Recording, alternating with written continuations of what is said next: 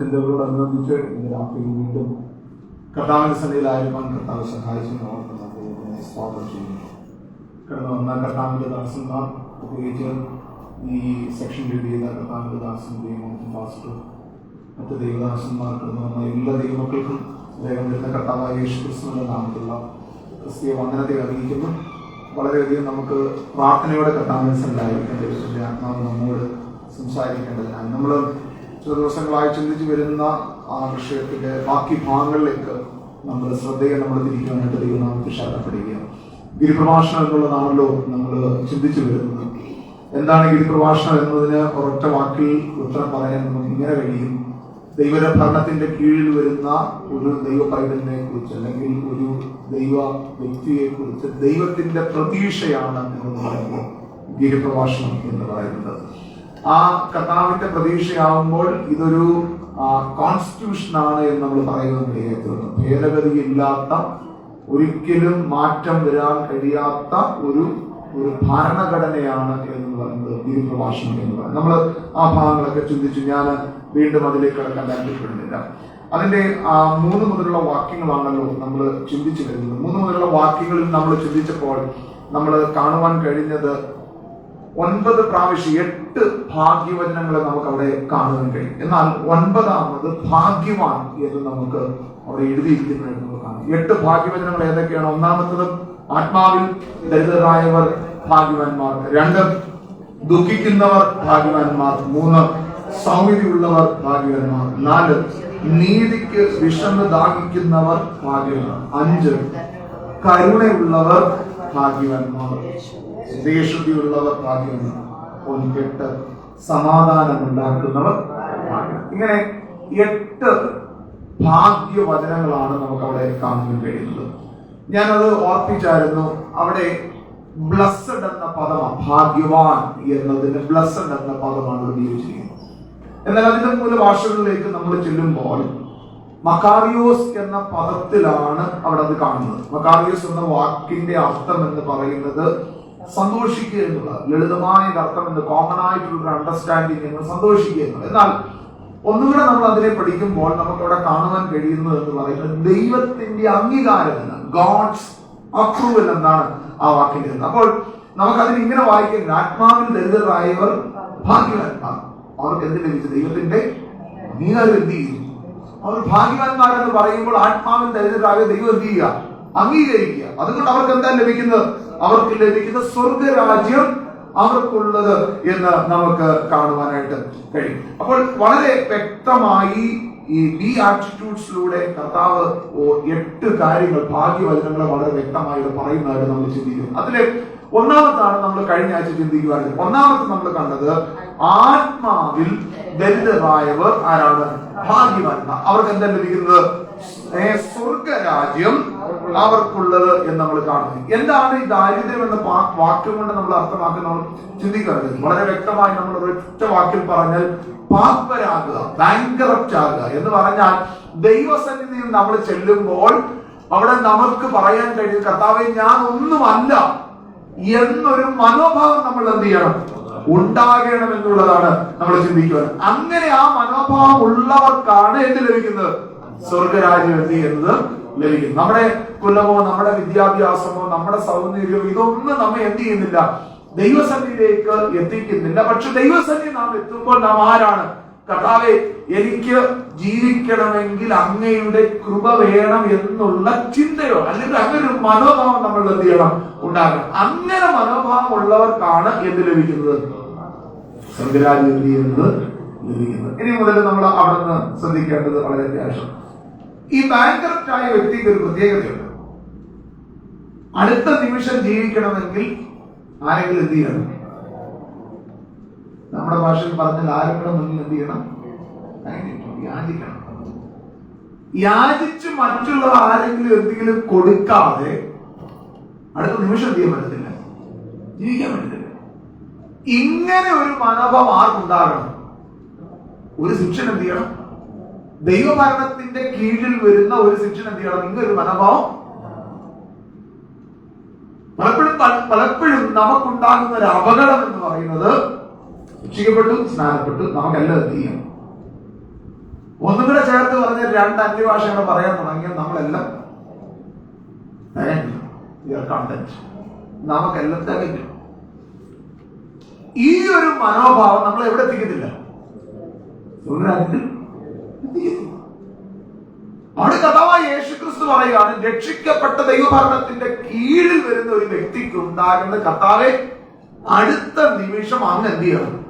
ജീവിക്കണമെങ്കിൽ എന്ത് ചെയ്യണം? അങ്ങനെ ഹെൽപ്പ് വേണം. ആ ഒരു മനോഭാവമാണ് ആർക്കുണ്ടാകേണ്ടത്?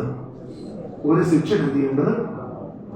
അതാണ് നമ്മൾ ഒന്നാമത് കഴിഞ്ഞ ദിവസങ്ങൾ ചിന്തിച്ച് ശ്രദ്ധിക്കണേ. അങ്ങനെ ഈ ഒരു മനോഭാവം അകത്തുണ്ടാകുന്ന ഒരു വ്യക്തി, എനിക്ക് അടുത്ത നിമിഷം ജീവിക്കാൻ ദൈവത്തിന്റെ കൃപയില്ലാതെ ജീവിക്കാൻ കഴിയത്തില്ല എന്ന് തിരിച്ചറിവുണ്ടാകുന്ന മനുഷ്യന് അടുത്തവരുടെ ജീവിതത്തിൽ ഉണ്ടാകുന്നതാണ്. അടുത്ത നോക്കി, ദുഃഖിക്കുന്നവർ ഭാഗ്യവാന്മാർ, അവർക്ക് എന്ത് ലഭിക്കും? ഇവിടെ ഈ ദുഃഖം ഒരിക്കലും ഒരു ഭൗതിക തലത്തിൽ ദുഃഖത്തെ പറ്റി അല്ല പറയുന്നത്. മറിച്ച് നമുക്കൊരു തിരിച്ചറിവ് വരിക. എന്താ തിരിച്ചറിവ്? നമുക്കുണ്ടാകുന്ന തിരിച്ചറിവ് കർത്താവിനെ കൂടാതെ അടുത്ത നിമിഷം നീ വരുന്നില്ല. ഇങ്ങനെ ഒരു തിരിച്ചറിവ് ഉണ്ടാകും. ഓട്ടോമാറ്റിക് എന്താ സംഭവിക്കുന്നത്? ദൈവത്തിന് നമ്മൾ എന്ത് ചെയ്യും? നിലവിളി. നമുക്ക് എന്തുണ്ടാകും? ദുഃഖം എന്ത് ചെയ്യും? നിങ്ങൾ ചിന്തിച്ചേ, എല്ലാം കൊണ്ടൊരു മനുഷ്യൻ ബാങ്ക്രപ്റ്റായി ഒന്നുമില്ലാതായി കഴിഞ്ഞാൽ അടുത്ത അവൻ ഇമോഷൻ എന്താ? കുട്ടി കഴിയാം. വേറെ ഒരു മാർഗവും ഇത് ഹൃദയത്തിനകത്ത് വരുമ്പോൾ അടുത്ത ഇമോഷൻ എന്ന് പറയാൻ പൊട്ടി കഴിയുക. അതേ അർത്ഥത്തിലാണ് ഇവിടെ പറയുന്നത്, യേശുവിനെ കൂടാതെ എനിക്ക് ജീവിക്കാൻ കഴിയില്ല. ആത്മാവിൽ ദരിദ്രനായ ഒരു മനുഷ്യന്റെ ജീവിതത്തിൽ ഉണ്ടാകുന്ന അടുത്ത ഇമോഷൻ എന്ന് പറയുന്നത് ദൈവത്തിന്റെ തീയ പൊട്ടി എന്ത് ചെയ്യാം. ഈ പൊട്ടിക്കരയുമ്പോൾ ഒരു കാര്യം ഉറപ്പാ, നിസ്സാരാവസ്ഥയിൽ നമ്മൾ എന്ത് ചെയ്യാം? കഴിയില്ല. കാരണം അങ്ങ് സഹായിക്കാൻ എന്ത് ചെയ്യാൻ പറ്റത്തില്ല. അങ്ങനെ ദുഃഖിക്കുന്നവർ അവർക്ക് എന്ത് ലഭിക്കും? അല്ലാതെ ഇവിടുത്തെ ദുഃഖം എന്ന് പറയുന്നത് മറ്റൊരു രീതിയിലല്ല. നമ്മൾ ഉദ്ദേശിക്കുന്ന പോലെ ഈ ഭൗതിക തലത്തിലുള്ള കാര്യത്തെ ഉദ്ദേശിച്ചല്ല ഇവിടെ ഈ ദുഃഖത്തെ എന്ത് ചെയ്തിരിക്കുന്നത്? ഈ ദുഃഖത്തിന് ഒരു പദം ഉപയോഗിച്ചിരിക്കുന്ന പെൻതയോ എന്ന പദമാണ്. ഈ പദത്തിന്റെ യഥാർത്ഥ അർത്ഥം എന്താണെന്നറിയാമോ? നമ്മുടെ സ്വന്തമായ ആരെങ്കിലും, അല്ലെങ്കിൽ നമ്മുടെ പ്രിയപ്പെട്ടയായ ആരെങ്കിലും നമ്മളിൽ നിന്ന് വേർപെട്ടു പോയാൽ നമുക്ക് തോന്നുന്ന ദുഃഖം എങ്ങനെ? നിങ്ങൾക്ക് ഞാൻ പറഞ്ഞ ആശയം മനസ്സിലാകുന്നുണ്ടോ? നമ്മുടെ ഏറ്റവും അടുത്തയാള്, നമ്മുടെ ഏറ്റവും പ്രിയപ്പെട്ടയാള് നമ്മളിൽ നിന്ന് വേർപെട്ടു പോകുമ്പോൾ നമ്മുടെ ഹൃദയം എന്ത് ചെയ്യും? ഞാൻ വിചാരിക്കുന്ന അറ്റ്ലീസ്റ്റ് എല്ലാവരുടെയും ഹൃദയം എന്ത് ചെയ്യും? പ്രത്യാശയൊക്കെ ഉണ്ടെന്ന് പറഞ്ഞാൽ പോലും നമുക്ക് ലൗകികമായി നമുക്ക് എന്തുണ്ട്? ആ ഒരു ശൂന്യത എപ്പോഴും എന്താ? ശൂന്യത. നിശ്ചയമായിട്ട് നമ്മുടെ ഹൃദയം എന്ത് ചെയ്യും? അതേ അവസ്ഥ ഇവിടെ വരുന്നത്. അങ്ങനെ ഒരു തകർച്ചയാണ് ഇവിടെ ഉദ്ദേശിക്കുന്നത്. അവിടെ പറയാ, അങ്ങനെ ദുഃഖിക്കുന്നവർക്ക് എന്ത് ലഭിക്കും? സത്യം പറഞ്ഞ ഓരോ ദൈവവചന കേൾവിയിൽ ഇങ്ങനെ തകർച്ചയുണ്ടാകും. സത്യം പറഞ്ഞ ഓരോ ബൈബിൾ ക്ലാസ്സിലും ഇങ്ങനെ ഒരു തകർച്ച ഉണ്ടാകുന്നത്. കർത്താവിന്റെ സന്നി വചനം കേൾക്കുമ്പോൾ നമ്മുടെ ഹൃദയം എന്ത് ചെയ്യണം? അങ്ങനെ ദുഃഖിക്കുന്നവർക്ക് ദൈവം പറഞ്ഞൊരു അഷുറൻസ് ഉണ്ട്. അവർക്ക് എന്ത് ലഭിക്കും? അവർക്ക് എന്ത് ചെയ്യും? അപ്പോൾ ആത്മീക ദാരിദ്ര്യം തിരിച്ചറിഞ്ഞ അലമുറയിട്ട് ആത്മസന്നി കരയുക. ദൈവസന്നിധി എന്ത് ചെയ്യുക? കരയുക. ആ കരച്ചിലാണ് നമ്മുടെ ദൈവത്തിലേക്ക് ഒന്നുകൂടെ എന്ത് ചെയ്യുന്നത്? അടുപ്പിക്കുന്നത്. നിങ്ങൾ ശ്രദ്ധിച്ചേ, ആത്മാവിലുള്ള ദാരിദ്ര്യം അത് തിരിച്ചറിയുക. അത് ഇന്റലക്ച്വലിയാണ്, നമ്മൾ ഇന്റലക്ച്വലി തിരിച്ചറിയുക. എന്നാൽ ദുഃഖം എന്ന് പറയുന്നത് അതിന്റെ വൈകാരികതയാണ്, അതിന്റെ ഇമോഷനാണ് എന്ന് പറയുന്നത് കരച്ചിലെന്ന്. ഇങ്ങനെയുള്ളവർക്ക് എന്താ ലഭിക്കുന്നത്? നിശ്ചയമായിട്ട് എന്ത് ലഭിച്ചിരിക്കും? ആശ്വാസം എന്ത് ചെയ്യും? ലഭിക്കും. അപ്പോൾ നിങ്ങൾ ശ്രദ്ധിക്കണം, ഇത് വളരെ ഓർഡറിലാണ് കർത്താവ് പറഞ്ഞിരിക്കുന്നത്. ഒന്ന്, ബാങ്ക്രപ്റ്റായ അവസ്ഥ, കർത്താവിനെ കൂടാതെ എന്ത് ചെയ്യാൻ പറ്റത്തില്ല. അടുത്ത സ്റ്റെപ്പ് എനിക്ക് അങ്ങനെ ജീവിക്കാൻ കഴിയത്തില്ല എന്ന് മനസ്സിലാക്കുമ്പോൾ നിശ്ചയമായിട്ട് നമ്മൾ ആരുടെ മുന്നിൽ കരഞ്ഞിരിക്കും. ദൈവസന്നിധിയിൽ എന്ത് ചെയ്യും? നമുക്ക് ഈ കരച്ചിൽ കുറയുന്നതിന്റെ കാരണം എന്താണെന്നറിയോ? നമുക്ക് നടക്കാമെന്ന് നമുക്ക് തന്നെ എന്തുണ്ട്? ചിന്തയുണ്ട്, നമുക്കൊരു തോന്നലുണ്ട്. കുഴപ്പമില്ല, നമ്മളെ കൊണ്ട് എന്ത് ചെയ്യും? അപ്പോൾ ഇവിടെ സംഭവിക്കും, ദൈവത്തിനുള്ള ആശ്രയം എന്ത് ചെയ്യുക? ദൈവത്തിനുള്ള ആശ്രയം കുറയുക. ദൈവത്തിനുള്ള ആശ്രയം കുറയുമ്പോൾ നമ്മൾ കരച്ചിൽ കുറയും, ദൈവമായിട്ടുള്ള ബന്ധം എന്ത് ചെയ്യും? പക്ഷേ കർത്താവ് പറയുന്ന അങ്ങനല്ല. ഒരു ശിഷ്യന്റെ ജീവിതത്തിൽ ഉണ്ടാകേണ്ടത് ഈ തകർച്ച എപ്പോഴും ഉണ്ടാകും.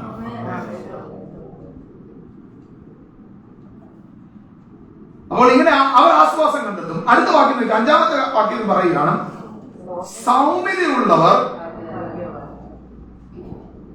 ഇനി ആ ഓർഡറിൽ ചിന്തിച്ചു കഴിക്കുക. പാപ്പരായി അടുത്ത നിമിഷം ആരിലേക്ക് നമ്മുടെ ഹൃദയം എന്ത് ചെയ്യുക?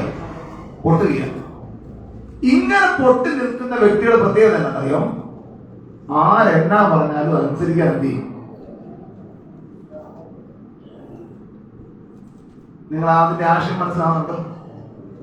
ഇങ്ങനെ പൊട്ടി നിൽക്കുന്ന ഒരാൾക്ക് അടുത്ത സ്റ്റെപ്പ് എന്ന് പറഞ്ഞാൽ ആരെന്നാ പറഞ്ഞാൽ അതെന്ത് ചെയ്യാൻ പറ്റും എന്ന് പറഞ്ഞാൽ, ദൈവം എന്താണോ പറയുന്നത് അത് അന്വേഷിക്കുവാൻ നാം ആരായി മാറും?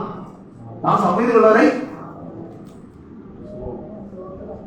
നിങ്ങൾ മനസ്സിലാണെന്ന് വിശ്വസിക്കുക. നിങ്ങൾ തന്നെ ചിന്തിച്ചു ചോദിക്കും, വേറെ ഒരു വഴിയില്ല. പിന്നെ എത്ര കുഞ്ഞു പറഞ്ഞ ദൂരയിലാണ് നമ്മൾ എന്ത് ചെയ്യും? കാരണം എന്തെന്നറിയോ?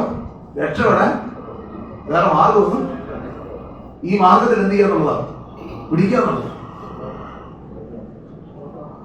അങ്ങനെ ഒരു സൗമ്യതയിലേക്ക് നമ്മുടെ ഹൃദയം എന്ത് ചെയ്യും? നമ്മുടെ കർത്താവ് പറയുക, സൗമ്യതയുള്ളവർ ഭാഗ്യവാന്മാർ, അവരെന്ത് ചെയ്യും? ഭൂമി എന്ത് ചെയ്യും? ഈ സൗമ്യതയെ കുറിച്ച് പറയുമ്പോൾ ഒരു മനുഷ്യനെ ദൈവരാജ്യം അന്വേഷിക്കുവാൻ അവനെ തിരിക്കുന്നത് എന്താണെന്നറിയോ? അവന്റെ ജീവിതത്തിൽ സൗമ്യതയോ? നിങ്ങൾ ഞാൻ പറഞ്ഞ ശബ്ദം കേട്ടോ? ഒരു മനുഷ്യനെ ദൈവരാജ്യം അന്വേഷിക്കുക അല്ലെങ്കിൽ ദൈവത്തിലേക്ക് തിരിക്കുന്നത് എന്താ? അവന്റെ ജീവിതത്തിൽ സൗമ്യതയാണ്. ആ സൗമ്യതയാണ് ദൈവരാജ്യത്തിന്റെ ഒരു അംഗമാക്കിയ ഒരു ശിക്ഷനെ എന്ത് ചെയ്യുന്നത്? മാറ്റുന്നത്. നിങ്ങൾ പുതിയ നിയമം പഴയ നിയമം പഠിക്കുമ്പോൾ ഈ സൗമ്യതയെ കുറിച്ച് പഠിച്ചു വരുമ്പോൾ ഒരിക്കലും ചിന്തിക്കരുത് 6 അടി ഉള്ളവൻ 5 അടിയെ താഴ്ന്നതല്ല എന്നു പറയുന്നത്. കഴിഞ്ഞ ദിവസം ഞാൻ പറഞ്ഞതുപോലെ പ്രാർത്ഥിക്കുമ്പോൾ 7 പുഴുവാണ് എന്ന് പറയുന്നതല്ല സൗമ്യത.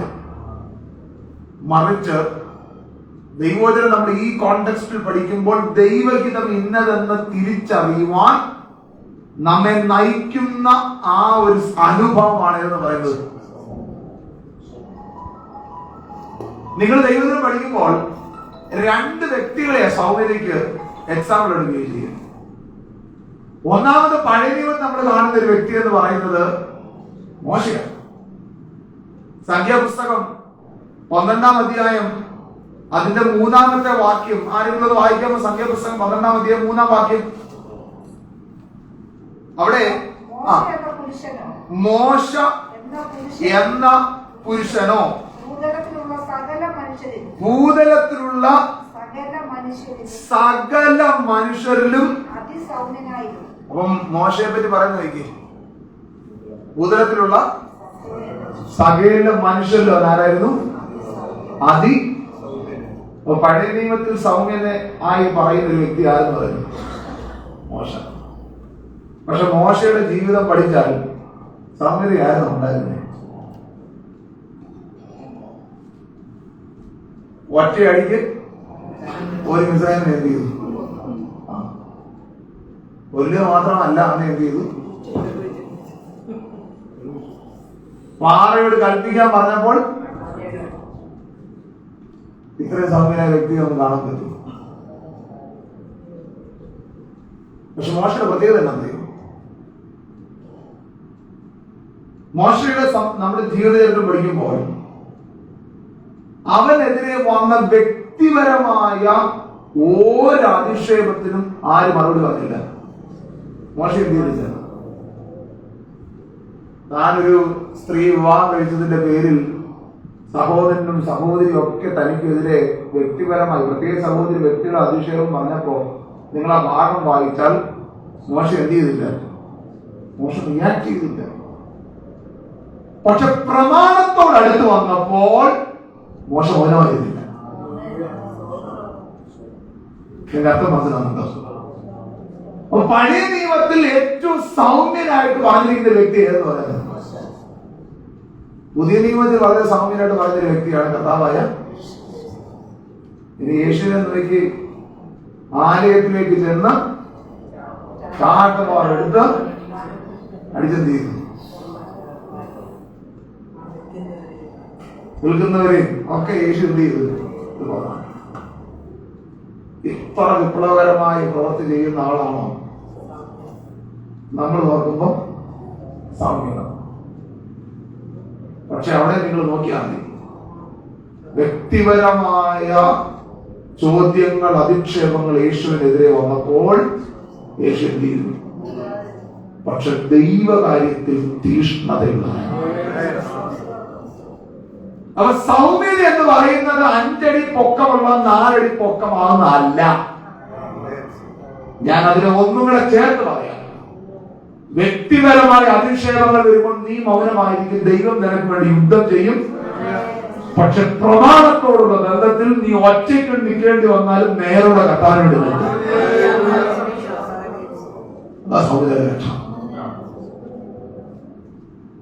ഞാനെപ്പോഴും പറയുന്ന ഒരു വ്യക്തിയുണ്ട്, ഏലിയാവ് നമുക്ക് സമസ്വഭാവമുള്ള, പക്ഷെ പഴയ നിയമം നമ്മൾ പഠിക്കുമ്പോൾ കാണുന്ന ഒരു കാര്യമുണ്ട്. ഒരു രാജ്യം മുഴുവനും ദൈവത്തിൽ നിന്ന് മാറിയപ്പോൾ സകല പ്രശ്നത്തിന്റെ പ്രശ്നക്കാരൻ നീയാണെന്ന് പറഞ്ഞപ്പോഴും ഏലിയാവ് പ്രമാണം വിട്ടില്ല.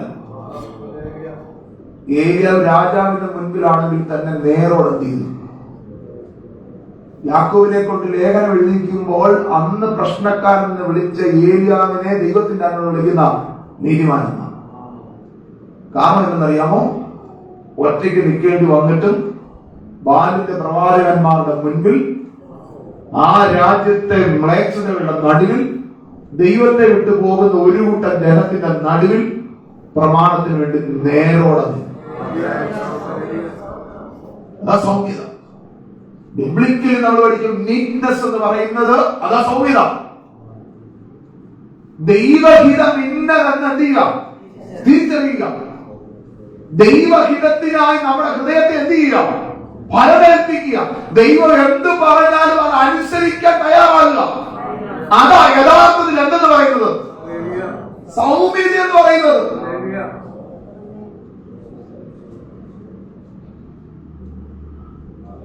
ദൈവസന്നിധി തങ്ങളെ തന്നെ സമർപ്പിച്ച് ദൈവത്തിനും ദൈവവചനത്തിനും ദൈവിക ശിക്ഷണത്തിനും കീഴ്പ്പെടുന്നതാണ് യഥാർത്ഥ സൗമ്യതയുടെ ലക്ഷണം. കഥ പറയാ, അങ്ങനെ സൗമ്യതയുള്ളവർ, അടുത്ത വാക്യം നോക്കി, അവരെന്ത് ചെയ്യും? ഭൂമി എന്ത് ചെയ്യും? ഇവിടെ ഒരു തെറ്റായ ഒഴുകിലുണ്ട്. ഈ ഭൂമിയെ അവകാശമാക്കുക എന്ന് പറയുമ്പോൾ നമ്മുടെ ചിന്ത എന്താണെന്നറിയോ? ഇവിടെ ഒരു വസ്തു എന്ത് ചെയ്യുക? ആ ഭൂമി അവകാശം, they will inherit the kingdom in future. They will inherit the earth in future എന്ന് പറഞ്ഞാൽ ഭാവിയിൽ എന്ത് ചെയ്യും? ഞാൻ അതിനെ ഇങ്ങനെ അങ്ങ് വ്യാഖ്യാനിക്കാം. ഈ ദൈവഭരണത്തിന്റെ കീഴിൽ വരുമ്പോൾ രാജാതിരാജ കർത്താതി കർത്താവ് ഈ ലോകത്തിൽ ഭരണം നടത്തുമ്പോൾ നമ്മൾ അതിന്റെ ഭാഗമാണ്. നിങ്ങളുടെ അർത്ഥം മനസ്സിലായോ? ഇപ്പോഴിവിടെ 5 ഏക്കർ ഉണ്ടാക്കുന്ന കാര്യമല്ല ഈ പറഞ്ഞു വരുന്നത്. ഇപ്പൊ ഇവിടെ വലിയ വീടുണ്ടാക്കുന്ന കാര്യമല്ല പറഞ്ഞു വരുന്നത്. ദൈവം ഒക്കെ തരുന്നെങ്കിൽ സ്തോത്രത്തോടെ മേടിച്ചോ. പക്ഷേ ഒരിക്കൽ എന്ത് ചെയ്യും? കർത്താവ് ഈ ഭൂമി എന്ത് ചെയ്യും? വാഴും. അന്ന് വാഴുമ്പോൾ ഈ ഭരണത്തിന്റെ കീഴിലുള്ളവർ ആര് എന്തിനു അവകാശമാകും? ഈ ഭൂമി എന്ത് ചെയ്യും? പക്ഷെ അന്ന് ഭൂമി അവകാശമാക്കണമെങ്കിൽ ഇന്ന് നാം എങ്ങനെ നിൽക്കണം? ദൈവത്തിന്റെ ഹിതം എന്തെന്ന് തിരിച്ചറിയാനുള്ള മനസ്സ് നമുക്ക് എന്ത് ചെയ്യണം? ദൈവം എന്ത് പറഞ്ഞാലും അത് അനുസരിക്കാനുള്ള എന്ത് വേണം? അതാ ഞാൻ പറഞ്ഞത്. ഈ പണവുമായിട്ട് നമ്മൾ കണക്ട് ചെയ്ത് നോക്കിയാൽ ഏറ്റവും എളുപ്പം മനസ്സിലാകും. പാപ്പരായ ഒരു വ്യക്തി അവനെ പൊട്ടിക്കരയില്ല. അങ്ങനെ പൊട്ടിക്കരയുന്ന വ്യക്തി ഏത് രക്ഷപ്പെടാൻ വഴി പറഞ്ഞാൽ എന്ത് ചെയ്യും? ആ ഒരു മനോഭാവം നമ്മൾ എന്ത് ചെയ്യണം? കർത്താവിനെ അനുസരിക്കുക, കർത്താവിന്റെ വാക്ക് കേൾക്കാൻ എന്ത് ചെയ്യുക? നാം തയ്യാറാക്കുക. അതാണ് നമ്മുടെ ജീവിതത്തിൽ ഉണ്ടാകേണ്ട സൗമ്യത എന്ന് പറയുന്നത്. ദൈവമക്കളെ, എന്നെ കേൾക്കുന്ന എല്ലാവരോടും ഞാനൊരു കാര്യം പറയാം. പ്രമാണത്തിന് വേണ്ടി നിൽക്കേണ്ടി വരുമ്പോൾ ഉള്ള കൂട്ടുകാരുടെ പോകത്തതയുള്ളൂ. നേരിന് വേണ്ടി നിൽക്കുമ്പോൾ കൂടെ ഉണ്ടായിരുന്ന 100 പേര് 10 പേരാണ്.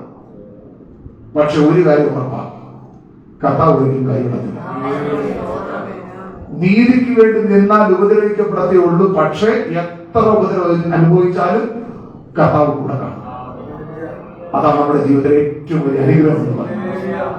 അതുകൊണ്ട് ഇവിടെ കർത്താവ് പറയുകയാണ്, സൗമ്യതയുള്ളവർ എന്താ? നമ്മൾ ഒരിക്കലും വിചാരിക്കരുത് മീക്ക്നെസ് എന്ന് പറഞ്ഞാൽ വീക്ക്നെസ് ആണെന്ന് വിചാരിക്കരുത്. മനസ്സിലായി വിശ്വസിക്കുക. സൗമ്യതയോട് നമ്മൾ നിൽക്കുമ്പോൾ അതൊരു ബലഹീനതയാണ്. നമ്മൾ ഒരിക്കലും എന്ത് ചെയ്യരുത്. നമ്മൾ ചിലരെ കുറിച്ച് പറഞ്ഞു വരത്തില്ലേ, ഓ അവനൊരു കഴകത്തില്ലാത്തവനാണ്, അവനെ കൊണ്ടൊന്നിനും കൊള്ളത്തൊന്നുമില്ല, അവനെ കൊണ്ടൊന്നും ചെയ്തെടുക്കാൻ. ഞാൻ മനസ്സിലാക്കി അവരുടെ ബലത്തെ അവർ കീഴ്പ്പെടുത്തിയതാണ്. എന്തിനു വേണ്ടി എന്നറിയാമോ? ഉദയവന്റെ ബലത്തിന് കീഴിൽ നിൽക്കാൻ വേണ്ടി. ഉദയവന്റെ ബലത്തിന് കീഴിൽ. അപ്പോൾ ഒരിക്കലും വിചാരിക്കരുത് വീക്ക്നെസ് എന്ന് പറയുന്നത് എന്താണ്. പറയുന്നതിന് തിരിച്ച് മറുപടി ഉടനെ കിട്ടാത്തെന്ന് വിചാരിക്കരുത്. ഞാൻ ജയിച്ചത് എന്ത് ചെയ്യണ്ട, വിചാരിക്കണ്ട. അവൻ കീഴ്പ്പെട്ട് നിൽക്കുന്നത് ആർക്ക് വേണ്ടിയും? നിങ്ങൾക്ക് ആശയം മനസ്സിലായി വിചാരിക്കുക. അതുകൊണ്ട് അവിടെ പറയുക, സൗമ്യതയുള്ളവർ അവരെന്ത് ചെയ്യും? ഇനി അടുത്ത വാക്യം, 6ാമത്തെ വാക്യം. ഇങ്ങനെ വലിയൊരു വ്യക്തിക്ക് ദൈവം ഒരു വിശപ്പ് നൽകില്ല. എങ്ങനെ വരുന്ന വ്യക്തിക്ക്? എങ്ങനെ വരുന്ന വ്യക്തി? ഒന്നാമത് നോക്കി, ആത്മാവിൽ കർത്താവിനെ കൂടാതെ എനിക്ക് കഴിയത്തില്ലേ എന്നൊരു മനോഭാവമുള്ള വ്യക്തിക്ക് കർത്താവ് എന്ത് നൽകുക? അവന് ദുഃഖത്തോടെ ദൈവസൻ എന്ത് ചെയ്യും? ദുഃഖത്തോടെ കർത്താവിന്റെ സന്നിധി കഴിയുമ്പോൾ അവന്റെ ജീവിതത്തിൽ ഉണ്ടാകുന്ന എന്താ? അവന്റെ സ്വഭാവത്തിന് മാറ്റം ഉണ്ടാകുക, അവന് സൗമ്യത ഉണ്ടാകുക. ഈ സൗമ്യത ഉണ്ടാകുന്ന വ്യക്തിക്ക് അകത്തൊരു വിശപ്പുണ്ടാവുക. മനസ്സിലാവുന്നുണ്ടോ? ഈ വിശപ്പ് എന്തിന്റെയാണെന്നറിയാമോ? അടുത്ത വാക്യം പറയുക, നീതിക്കുള്ള. ആ വാക്യം വായിച്ചേ. നീതി വിഷന്ന. ആ അടുത്തത്, അവർക്ക് എന്ത് ലഭിക്കും? അവർക്ക് തൃപ്തി ലഭിക്കും. അപ്പോൾ ഇവർക്കൊരു വിശപ്പാ. എന്തിനെ കുറിച്ച് അറിയാം? നീതിയെ കുറിച്ച് അറിയാം.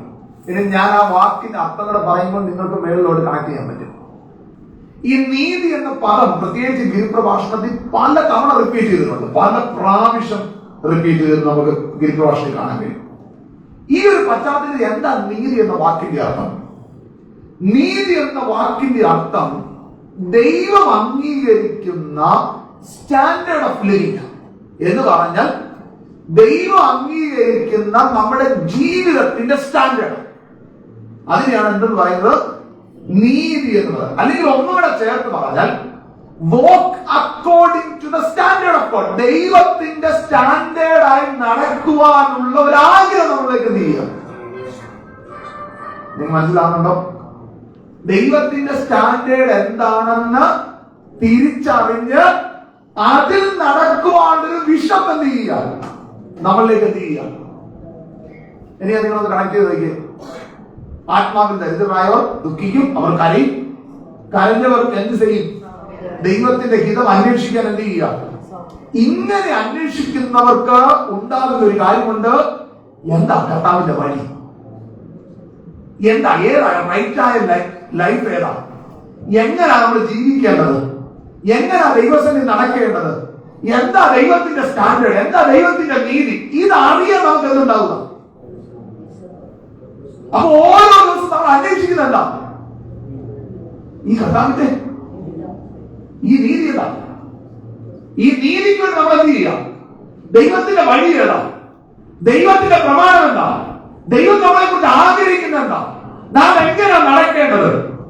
ഇതാണ് ആരുടെ ജീവിതത്തിൽ ഉണ്ടാകുന്നത്. ഞാൻ അവിടെ നിന്നൊരു കാര്യം പറയാം. ഒരു ദൈവവേദന്റെ ജീവിതത്തിൽ ഇന്നൊരു മനോഭാവം ഇല്ല എങ്കിൽ എവിടെയൊക്കെ ഒരു പ്രശ്നമുണ്ട്. കാരണം നാം ഓരോ നിമിഷവും നമ്മുടെ ജീവിതം സക്സസ് ആകണമെങ്കിൽ എന്ത് തിരിച്ചറിയണം? ദൈവത്തിന്റെ ഹിതം എന്ത് ചെയ്യണം? ദൈവത്തിന്റെ ഹിതം എന്ത് ചെയ്യണം? അപ്പൊ ദൈവവചനം അനുസരിക്കണമെന്ന് ദൈവികമായി ഇടപെടൽ ആന്തരികമായി ഇല്ലാത്ത ഒരാളോട് പറഞ്ഞാൽ ഒരിക്കലും മനസ്സിലാകത്തില്ല. മനസ്സിലാകുന്ന ഒരാൾക്ക് മാത്രമേ ഉള്ളൂ. ദൈവിക ഇടപെടലുള്ള ഒരാൾക്ക് മാത്രമേ. നിങ്ങൾ പറഞ്ഞാൽ മനസ്സിലായോ? ഇത് ദൈവത്തിന്റെ ഇടപെടലില്ലാത്ത ഒരു വ്യക്തിക്ക് എന്ത് ചെയ്തില്ല. അപ്പൊ ഇടപെടുമ്പോൾ സംഭവിക്കുന്നത് എന്താ? കർത്താവിനോട് ചോദിക്കുക, ദൈവമേ അങ്ങയുടെ ഹിതം എന്താ? അങ്ങയുടെ വഴി എന്താ? ഞാൻ എങ്ങനെയാ നടക്കേണ്ടത്? അങ്ങയുടെ നീതി എന്താ? ഇതിനെ കുറിച്ച് നമുക്ക് ഓരോ ദിവസം അറിയാൻ എന്താ? വിശപ്പ്. ഇതില്ല എങ്കിലും അതിന് ഞാൻ ഒന്നും കൂടെ ചേർത്ത് പറയട്ടെ. ഇതിനോട് വിശപ്പില്ലെങ്കിൽ, ദൈവവചനത്തെ ഭക്ഷിപ്പാൻ നമുക്ക് വിശപ്പില്ലെങ്കിൽ അതിന്റെ അർത്ഥം ദൈവത്തിന്റെ നീതി, ആ നീതി എന്താ നമ്മൾ അന്വേഷിക്കാൻ നമ്മൾ എന്ത് ചെയ്യുന്നില്ല. ദൈവമക്കൾ ശ്രദ്ധിച്ചേ, അങ്ങനെ നമ്മൾ നീതിക്ക് വേണ്ടി അന്വേഷിക്കുമ്പോൾ നമുക്ക് സംഭവിക്കുന്ന ഒരു കാര്യമുണ്ട്. നമുക്ക് തൃപ്തി വരും. അത് ഏതിലാണ് തൃപ്തി എന്നറിയാമോ? ഈ ദൈവത്തിന്റെ വചനത്തിലൂടെ നമുക്ക് എന്ത് ലഭിക്കും? അതുകൊണ്ട് ഞാൻ എപ്പോഴും പറയുന്ന ഒരു കാര്യമുണ്ട്. നമ്മുടെ ആരുടെ ജീവിതത്തിൽ പ്രശ്നങ്ങളൊന്നും ഇല്ലാഞ്ഞിട്ടൊന്നുമല്ല. ഇവിടെ ഇരിക്കുന്ന ആർക്കെങ്കിലും പ്രശ്നമില്ലാത്തവരുണ്ടോ? എല്ലാവർക്കും ഒന്നല്ലെങ്കിൽ ഇതിന്റെ എല്ലാം നടുവിൽ നമുക്ക് സന്തോഷമുണ്ട്. ഇതിന്റെ അടിയിലെല്ലാം നമുക്ക് സമാധാനമുണ്ട്. അതെന്താണെന്നറിയാമോ? അത് ദൈവജനത്തിന്റെ സമാധാനം, അത് ദൈവജനത്തിന്റെ സന്തോഷമാണ്, അത് ദൈവസന്നിധിയിലുള്ള സന്തോഷമാണ്. അപ്പോൾ യഥാർത്ഥത്തിലൂടെ നടക്കുന്നത് ദാരിദ്ര്യം മനസ്സിലാക്കി ദൈവസന്നിധിയിൽ സൗമ്യതയോടെ കേടപേക്ഷിക്കുന്ന ഒരുവന്റെ അകത്ത് ഭയങ്കര വിശപ്പാണ്. എന്തിനാ വിഷം അറിയാം? ദൈവം എന്താണ് എന്നെ കുറിച്ച് ആഗ്രഹിക്കുന്നത് അറിയാൻ എന്താ വിഷമ. ഈ കേൾക്കുന്ന നിങ്ങളോട് ഞാൻ ആത്മാർത്ഥമായി ചോദിക്കുന്നത്, നിങ്ങൾക്ക് അങ്ങനെ ഒരു വിഷമം ഉണ്ടാകാറുണ്ടോ? എന്താണ് ദൈവത്തിന് എന്നെ കുറിച്ചുള്ള ദൈവത്തിന്റെ ഹിതം എന്ന് അറിയാൻ നിങ്ങൾ ശ്രമിക്കാറുണ്ടോ? ഈ ദൈവവചനം നമ്മൾ കേൾക്കുകയും പഠിക്കുകയും ഒക്കെ ചെയ്യുമ്പോൾ യഥാർത്ഥത്തിൽ അത് അറിയാനുള്ള ഒരു ഹൃദയം നമ്മൾ ഉണ്ടാകാറുണ്ടോ? അതോ കേൾക്കുന്നു, കുറേ നോട്ട്സ് എഴുതി എടുക്കുന്നു, നമ്മൾ പോകുന്നു എന്നൊരു അർത്ഥത്തിലാണോ? അങ്ങനെയാണെങ്കിൽ ബൈബിൾ ക്ലാസ് കൊണ്ട് ഒരു പ്രയോജനമില്ല. മറിച്ച് ദൈവവചനം കേൾക്കുമ്പോൾ നമ്മൾ ദൈവസന്നിധിയിൽ പ്രാർത്ഥിക്കേണ്ട, നാം ആഗ്രഹിക്കേണ്ട, നാം അറിയേണ്ട ഒരു വിഷയം, കർത്താവേ അങ്ങയുടെ ഹിതം എന്റെ ജീവിതത്തിൽ എന്താണ് എന്നുള്ളതാണ്. അങ്ങനെ നീതിക്ക് വേണ്ടി വിശക്കുന്നവർക്ക് സംഭവിക്കും. ദൈവം എന്ത് ചെയ്യും? ദൈവം എന്ത് ചെയ്യും? നിശ്ചയമായി ഞാൻ മനസ്സിലാക്കുന്ന ഒരു കാര്യം, അങ്ങനെ ആഗ്രഹിക്കുന്ന ഒരു വ്യക്തിയോട് ദൈവത്തിന്റെ ആത്മ സംസാരിക്കാൻ എന്ത് ചെയ്യും?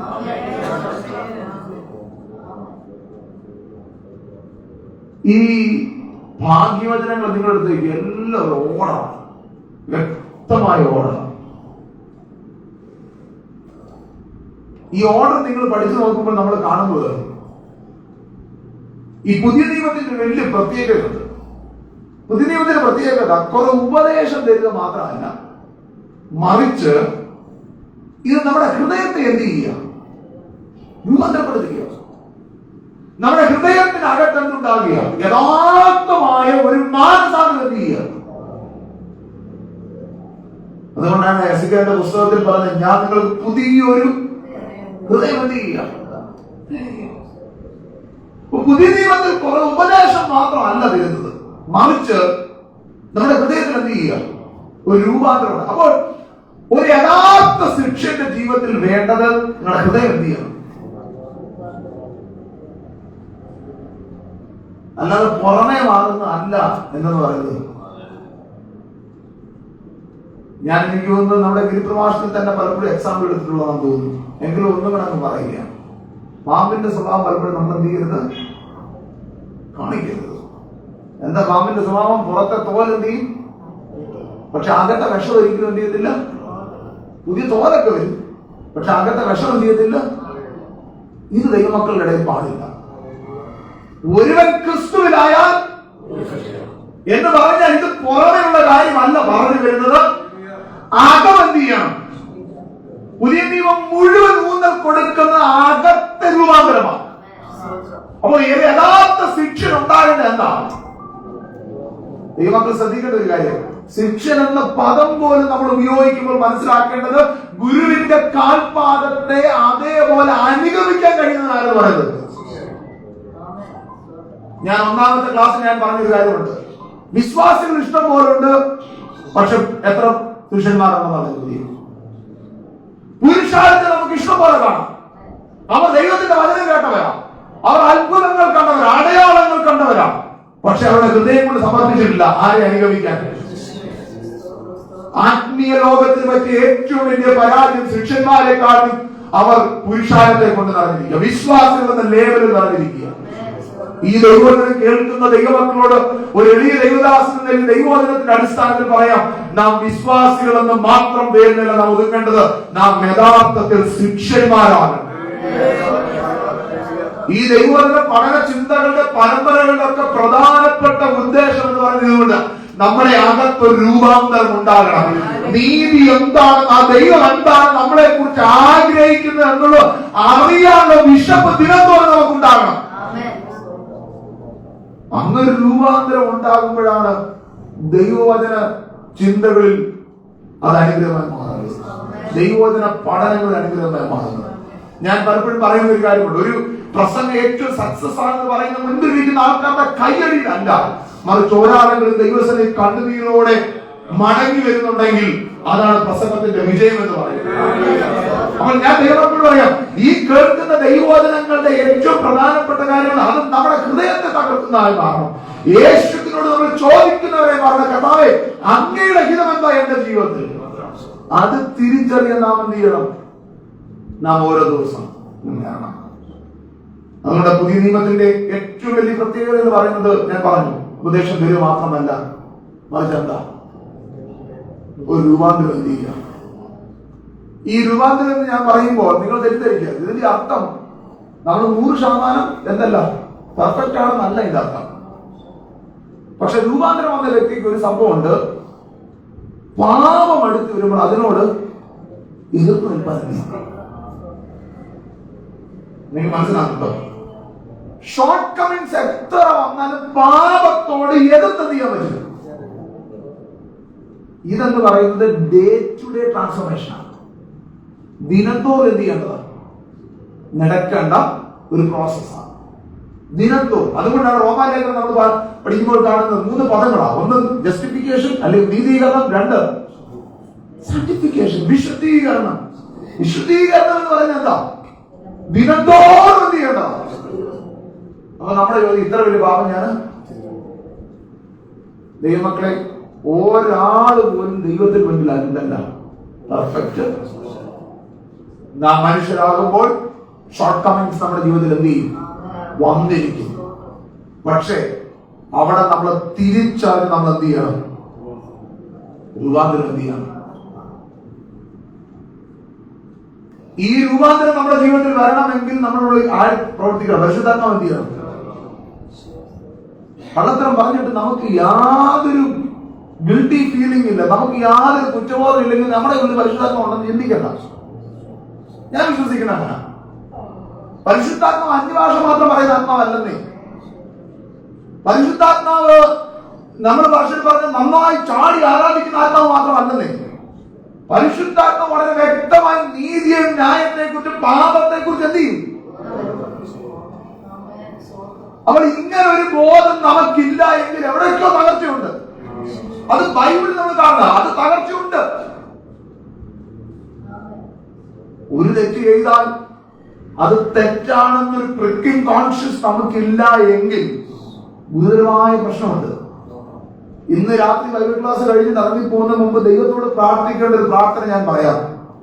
കർത്താവേ, പാപത്തെക്കുറിച്ചും നീതിയെക്കുറിച്ചും ന്യായവിധിയെക്കുറിച്ചും ഒക്കെയുള്ള ബോധം വരുത്തുന്ന ഒരാത്മാവിനെ സ്ഥിരമായ ഒരാത്മാവിനെ തരണം. അത് നമുക്ക് വേണ്ടത്. അങ്ങനെ ഒരു ആത്മാവുണ്ടെങ്കിൽ ഞാൻ നിത്യമായി നമുക്ക് ആ നിത്യത ഒരിക്കലും എന്ത് ചെയ്തില്ല. എന്തിനാ നമ്മളിതിനൊക്കെ ഇറങ്ങി പുറപ്പെട്ടത്? നമ്മളെല്ലാം ഇറങ്ങി പുറപ്പെട്ട ഒറ്റ ഉദ്ദേശമാണ്, ആ നിത്യതയ്ക്കായി നമ്മൾ എന്ത് ചെയ്യും. നമ്മൾ യഥാർത്ഥം നമുക്ക് എന്ത് വേണം? ഒരു രൂപാന്തരം എന്ത് ചെയ്യണം?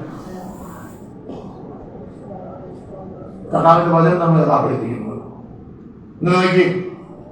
അപ്പോൾ 3, 4, 5, 6 വാക്യങ്ങൾ നമ്മൾ വായിക്കുമ്പോൾ ഒരു ശിക്ഷനും ദൈവം തമ്മിലുള്ള ബന്ധമാണ്. ഇത് നമ്മൾ ആദ്യത്തെ വാക്യങ്ങൾ കണ്ടത്. എന്നാൽ അടുത്ത 4 വാക്യങ്ങൾ നമ്മൾ കാണുവാൻ കഴിയുന്നു. നമുക്ക് കാണുവാൻ കഴിയുന്നത് 6ാമത്തെ വാക്യത്തെ ആസ്പദമാക്കി കിട്ടിയ അനുഭവത്തിലുള്ള നീതിയുടെ ഫലങ്ങളാണ് നമുക്കവിടെ കാണാൻ കഴിയുന്നത്. അല്ലേ? അടുത്ത വാക്യങ്ങൾ നോക്കി. എന്തൊക്കെയാ? കരുണയുള്ളവർ, അടുത്തത് ഹൃദയശുദ്ധിയുള്ളവർ, അടുത്ത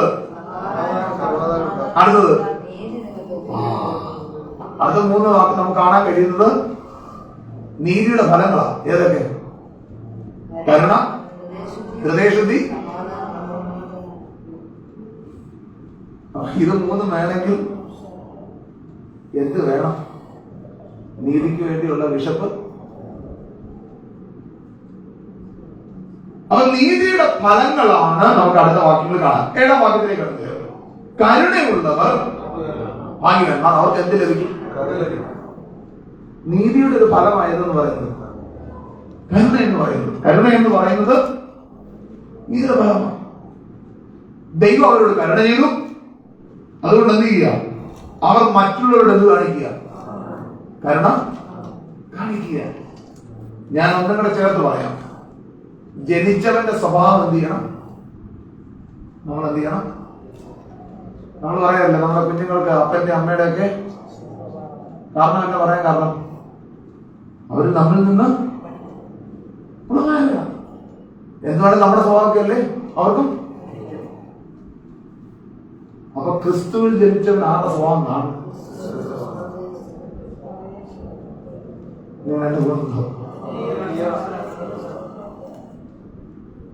കാരണം ദൈവം നമ്മോട് എന്ത് കാണിച്ചതാ? എന്റെ പൊന്നു ദൈവമക്കളെ, അതാ ജീവിതത്തിലെ ഏറ്റവും വലിയ ഭാഗ്യം. ഞാൻ പറയുന്നത് പോലെ ഇങ്ങനെ വന്നതിന് സന്തോഷത്തോടെ ദൈവവചനം ശ്രദ്ധിക്കാൻ കർത്താവ് നമുക്കൊരു അവസരം തന്നത് ദൈവം നമ്മോട് കാണിച്ച ഏറ്റവും വലിയ കരുണയാണ്. അതിന്റെ പിറകിൽ കാൽവരി ക്രൂശിൽ ഒരാൾ നമുക്ക് വേണ്ടി മരിച്ചു എന്നുള്ളതാണ്. ഈ നമ്മളോട് കരുണ കാണിച്ചെന്നൊക്കെ പറയുമ്പോൾ നമ്മുടെ അവസ്ഥ എന്താണെന്ന് നമ്മൾ ദൈവത്തിന്റെ വായിച്ച് മനസ്സിലാക്കും. നമ്മൾ ആരാ? പാപികളായിരുന്ന നമ്മളോട് കർത്താവ് എന്ത് ചെയ്തു? ആ കരുണയാ കാൽവരി ക്രൂശിലെ മരണം, യേശുവിന്റെ മരണം. അപ്പൊ കരുണ എന്ന് പറയുന്നത് എന്തിന്റെ ഫലമാണ്? നീതിയുടെ. അപ്പോൾ യേശു ക്രിസ്തുവിലാണ് നമ്മൾ ജനിച്ചതെങ്കിൽ ആ സ്വഭാവം നമ്മൾ എന്ത് ചെയ്യും? ഏത് സ്വഭാവം? അതാ പറഞ്ഞ അപ്പന്റെ സ്വഭാവം നമ്മൾ എന്ത് ചെയ്യും? അപ്പൊ ഇതില്ലെങ്കിൽ ഞാൻ ഇനി പറയണ്ടല്ലോ ആറ് സ്വഭാവമായിരിക്കും.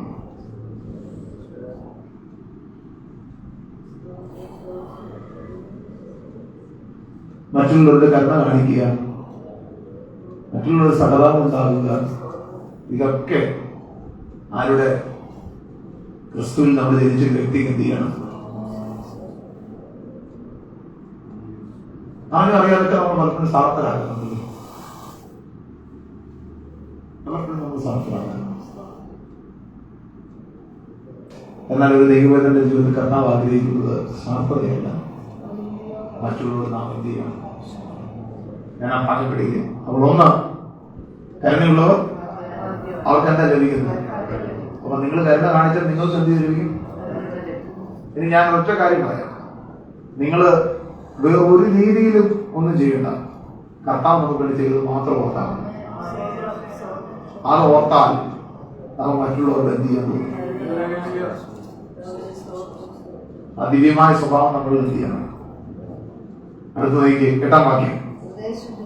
ഹൃദയശുദ്ധിയുള്ളവർ ഭാഗ്യവാന്മാർ. ഈ വാക്യം ഏറ്റവും ഇമ്പോർട്ടന്റ്. ഹൃദയശുദ്ധിയുള്ളവർ ഭാഗ്യവാന്മാർ. അവരെന്ത് ചെയ്യും? എന്റെ ഹൃദയശുദ്ധി എന്ന വാക്കും ഇവിടെ അർത്ഥമാക്കുന്നത്, ഞാൻ അതിന്റെ ഒരു യഥാർത്ഥ ലിറ്ററൽ അർത്ഥം ഞാൻ പറയാം. ഹൃദയം മറ്റൊരു യാതൊരു തരത്തിലെ കാപട്യം ഇല്ലാതെ ഇന്റഗ്രിറ്റി, അതായത് സമഗ്രമായി സൂക്ഷിച്ചിട്ടുള്ള ഹൃദയത്തെയാണ് ഇവിടെ എന്ന് പറയുന്നത് ഹൃദയം.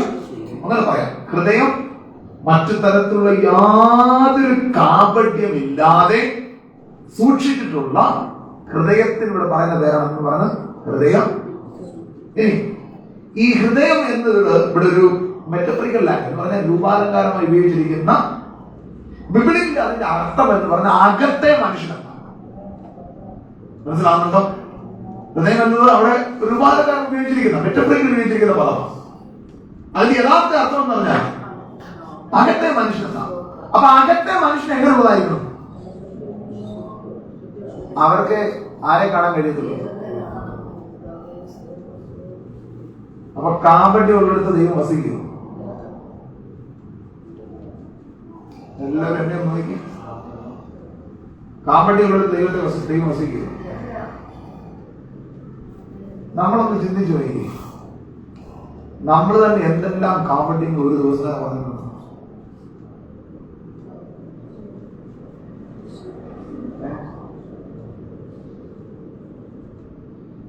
എവിടെ പോവാ? കോട്ടയം വരെ പോവാ, ഞാൻ പറയുന്നത്. സത്യം പറഞ്ഞ എന്താ ചെയ്യുന്നത്? സത്യം പറഞ്ഞ എന്താ ചെയ്യുന്നത്? പോകുന്നത് പക്ഷെ പറയുന്നത് കപടം, കള്ളത്തരം. ഇത് വെച്ചുകൊണ്ട് ദൈവസന്നിധി ചെന്നാൽ ആരെ കാണില്ല. ഞാനൊരു സാധാരണ ചോദ്യം നിങ്ങളോട് ചോദിച്ചോട്ടെ. നമ്മളിങ്ങനെ ഈ കാപട്യമൊക്കെ ചെയ്തിട്ട് ഇങ്ങോട്ട് വന്നിരുന്ന് കർത്താവിൽ ദൈവസാന്നിധ്യം വരണമെന്ന് പറഞ്ഞാൽ തോന്നുന്നുണ്ടോ ദൈവസാന്നിധ്യം ഉണ്ടാവും? അപ്പൊ അടുത്തൊരു ചോദ്യം, ഇങ്ങനെയൊക്കെ ആരാ ജീവിക്കുന്നതാണ് ഇത്ര വിശുദ്ധൻ? ഞാൻ അതുകൊണ്ട് ആദ്യത്തെ ക്ലാസ്സിൽ പറഞ്ഞു, ഇതുപോലൊക്കെ ജീവിക്കാൻ ഇച്ചിരി പ്രയാസമാണ്. ആദ്യത്തെ ക്ലാസ് ഞാൻ ഒരു കാര്യം പറഞ്ഞു, ദൈവത്തോട് പ്രാർത്ഥന കർത്താവ് ഇങ്ങനത്തെ ജീവിപ്പോൾ കൃപ എന്ത് ചെയ്യണം?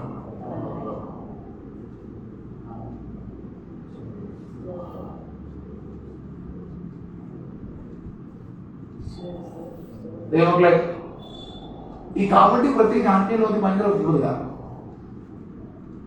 എനിക്ക് ഒരു അച്ഛനോട് ദേഷ്യം ഉണ്ടെങ്കിലും കാണും ഞാൻ ഭയങ്കര. പക്ഷെ അകത്ത്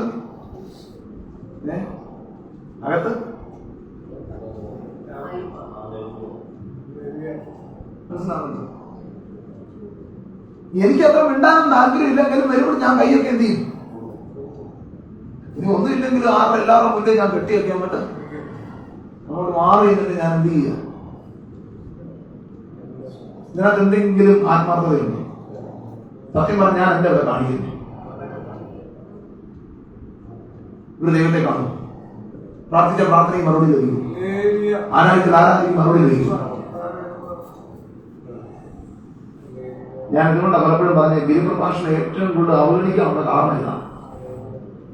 ഇതെവിടെ നഷ്ടപ്പെട്ടുകൊണ്ടിരിക്കുക.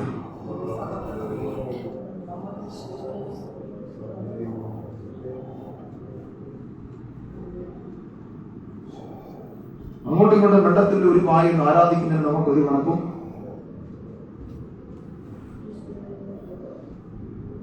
നമുക്കൊന്ന് കൈ കൊടുക്കാൻ പോലും ജനങ്ങളോട് മടിയാ. അറിഞ്ഞിട്ട് അറിയാതിരിക്കാൻ മതി. ഇതൊക്കെ പാപം കാണിച്ച് പോകുന്നവർ നമ്മൾ ശ്രദ്ധിക്കുന്നു. ഇതൊക്കെ എന്താ സംഭവിക്കുന്നത്? ഹൃദയത്തിനകത്ത് ഇവരുടെ വിഷമൊന്നും തോന്നുന്നത്.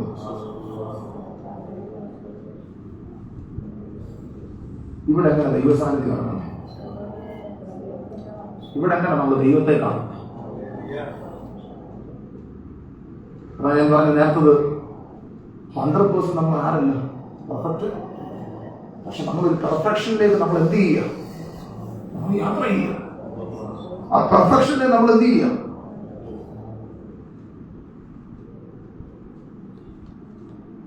ഇങ്ങനെ കാപട്യം ഇല്ലാത്തവർ മാത്രമേ ആരെ കാണുള്ളൂ.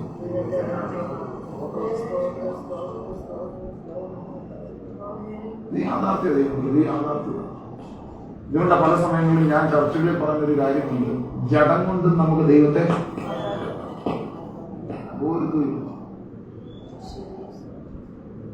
പത്ത് പേരുടെ മുന്നിൽ നന്നായി പ്രകടനം നമുക്ക് നടത്താം. പക്ഷെ അൾട്ടിമേറ്റ് നമ്മൾ ചിന്തിക്കേണ്ടത് കർത്താവ് നമ്മൾ പ്രസാദിക്കുന്നുണ്ട്. ആരും നമ്മളെ വഴക്കില്ലാത്തുണ്ടാകാതെ ഉണ്ടാവില്ല, അഭിപ്രായ വ്യത്യാസങ്ങൾ ഉണ്ടാകും. പക്ഷെ അത് പറഞ്ഞു തീർക്കാനാണ് നമ്മൾ ദൈവമക്കൾ ശ്രമിക്കേണ്ടത്, അത് കൊണ്ടു നടക്കാനല്ല. സഹോദര സഹോദരി, അത് 10 പേരോട് പറയുന്നതിനെക്കാട്ടും നല്ലത് നേരെ ചെന്നെന്ത് ചെയ്യുക? എനിക്കൊരു ബുദ്ധിമുട്ടുണ്ട്, അത് നിങ്ങൾ എങ്ങനെ കാണുന്നു? എന്റെ ഭാഗത്ത് മിസ്റ്റേക്ക്, ഞാൻ ക്ഷമ ചോദിക്കുന്നത് പറയണം. ഞാൻ മനസ്സിലാക്കുന്ന അവിടെ ദൈവത്തിന് പ്രസാദപ്പെടും. അങ്ങനെ പറഞ്ഞിട്ട് നിങ്ങളത് പ്രാർത്ഥിച്ചു ചോദിക്കുക, ഞാൻ മനസ്സിലാക്കുന്നത് അവിടെ ദൈവത്തിന്റെ അനുഗ്രഹം ഉണ്ടാകും, അവിടെ ദൈവത്തിന്റെ കൃപയുണ്ടാകും. നിശ്ചയം ആ ദൈവത്തിനും പഠിപ്പിക്കുന്നു.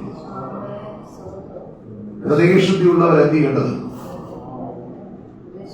നമ്മുടെ തോട്ട്സിനകത്ത്, നമ്മുടെ ചിന്തകൾക്ക്, നമ്മുടെ ഇമോഷൻസിനകത്ത്, നമ്മുടെ മോട്ടീവ്സിനകത്ത്, ഒന്നുകൂടെ ചേർത്ത് പറയാം, നമ്മുടെ ഓരോ ലക്ഷ്യങ്ങൾക്കകത്ത് പോലും എന്തുണ്ടാകരുത്? കാവട്യം. ചിലരെ സ്നേഹിക്കുന്ന പോലും ചിലരെ ചൂഷണം ചെയ്യാനാണ്. ചിലരെ ഒരു സ്ഥാനങ്ങളിലേക്ക് എത്തിക്കുന്ന പോലും ചിലരെ എന്ത് ചെയ്യാൻ വേണ്ടി? ചൂഷണം ചെയ്യാൻ വേണ്ടിയാണ്. ചിലരെ പൊക്കി പറയുന്ന പോലെ എന്തിനു വേണ്ടി? ചൂഷണം ചെയ്യാൻ വേണ്ടിയാണ്. അതിനകത്ത് എന്ത് സ്നേഹമുള്ളത്? ഇതിനകത്ത് നമുക്ക് ആരെയും കാണാൻ കഴിയത്തില്ല, ദൈവത്തെ എന്ത് ചെയ്യാൻ കഴിയത്തില്ല, ദൈവസാന്നിധ്യം അനുഭവിക്കാൻ കഴിയുന്നില്ല. ഹൃദയം തുറന്നത് ആത്മാർത്ഥതയോടെ ദൈവസന്നിധി ചെല്ലുക. അത് സഹോദരനും സഹോദരിയും നമ്മുടെ കൂട്ടുബന്ധങ്ങളുമായിട്ട് അങ്ങനെ ആകണം. ഞാൻ മനസ്സിലാക്കുന്ന അവിടെ ദൈവത്തിന്റെ പ്രവർത്തി. നിങ്ങളെ വാക്യം നിങ്ങളുടെ ബൈബിളിനകത്തല്ല, ഹൃദയത്തിനകത്ത് ഹൃദയ ശുദ്ധിയുള്ളവരാരാ? അവരെ ആരെ കാണും? നീതിയുടെ ഒരു ഫലം എന്നു പറയുന്നത് കരുണ പോലെ തന്നെ ഒരു കാര്യമാണ് എന്ന് പറയുന്നത്.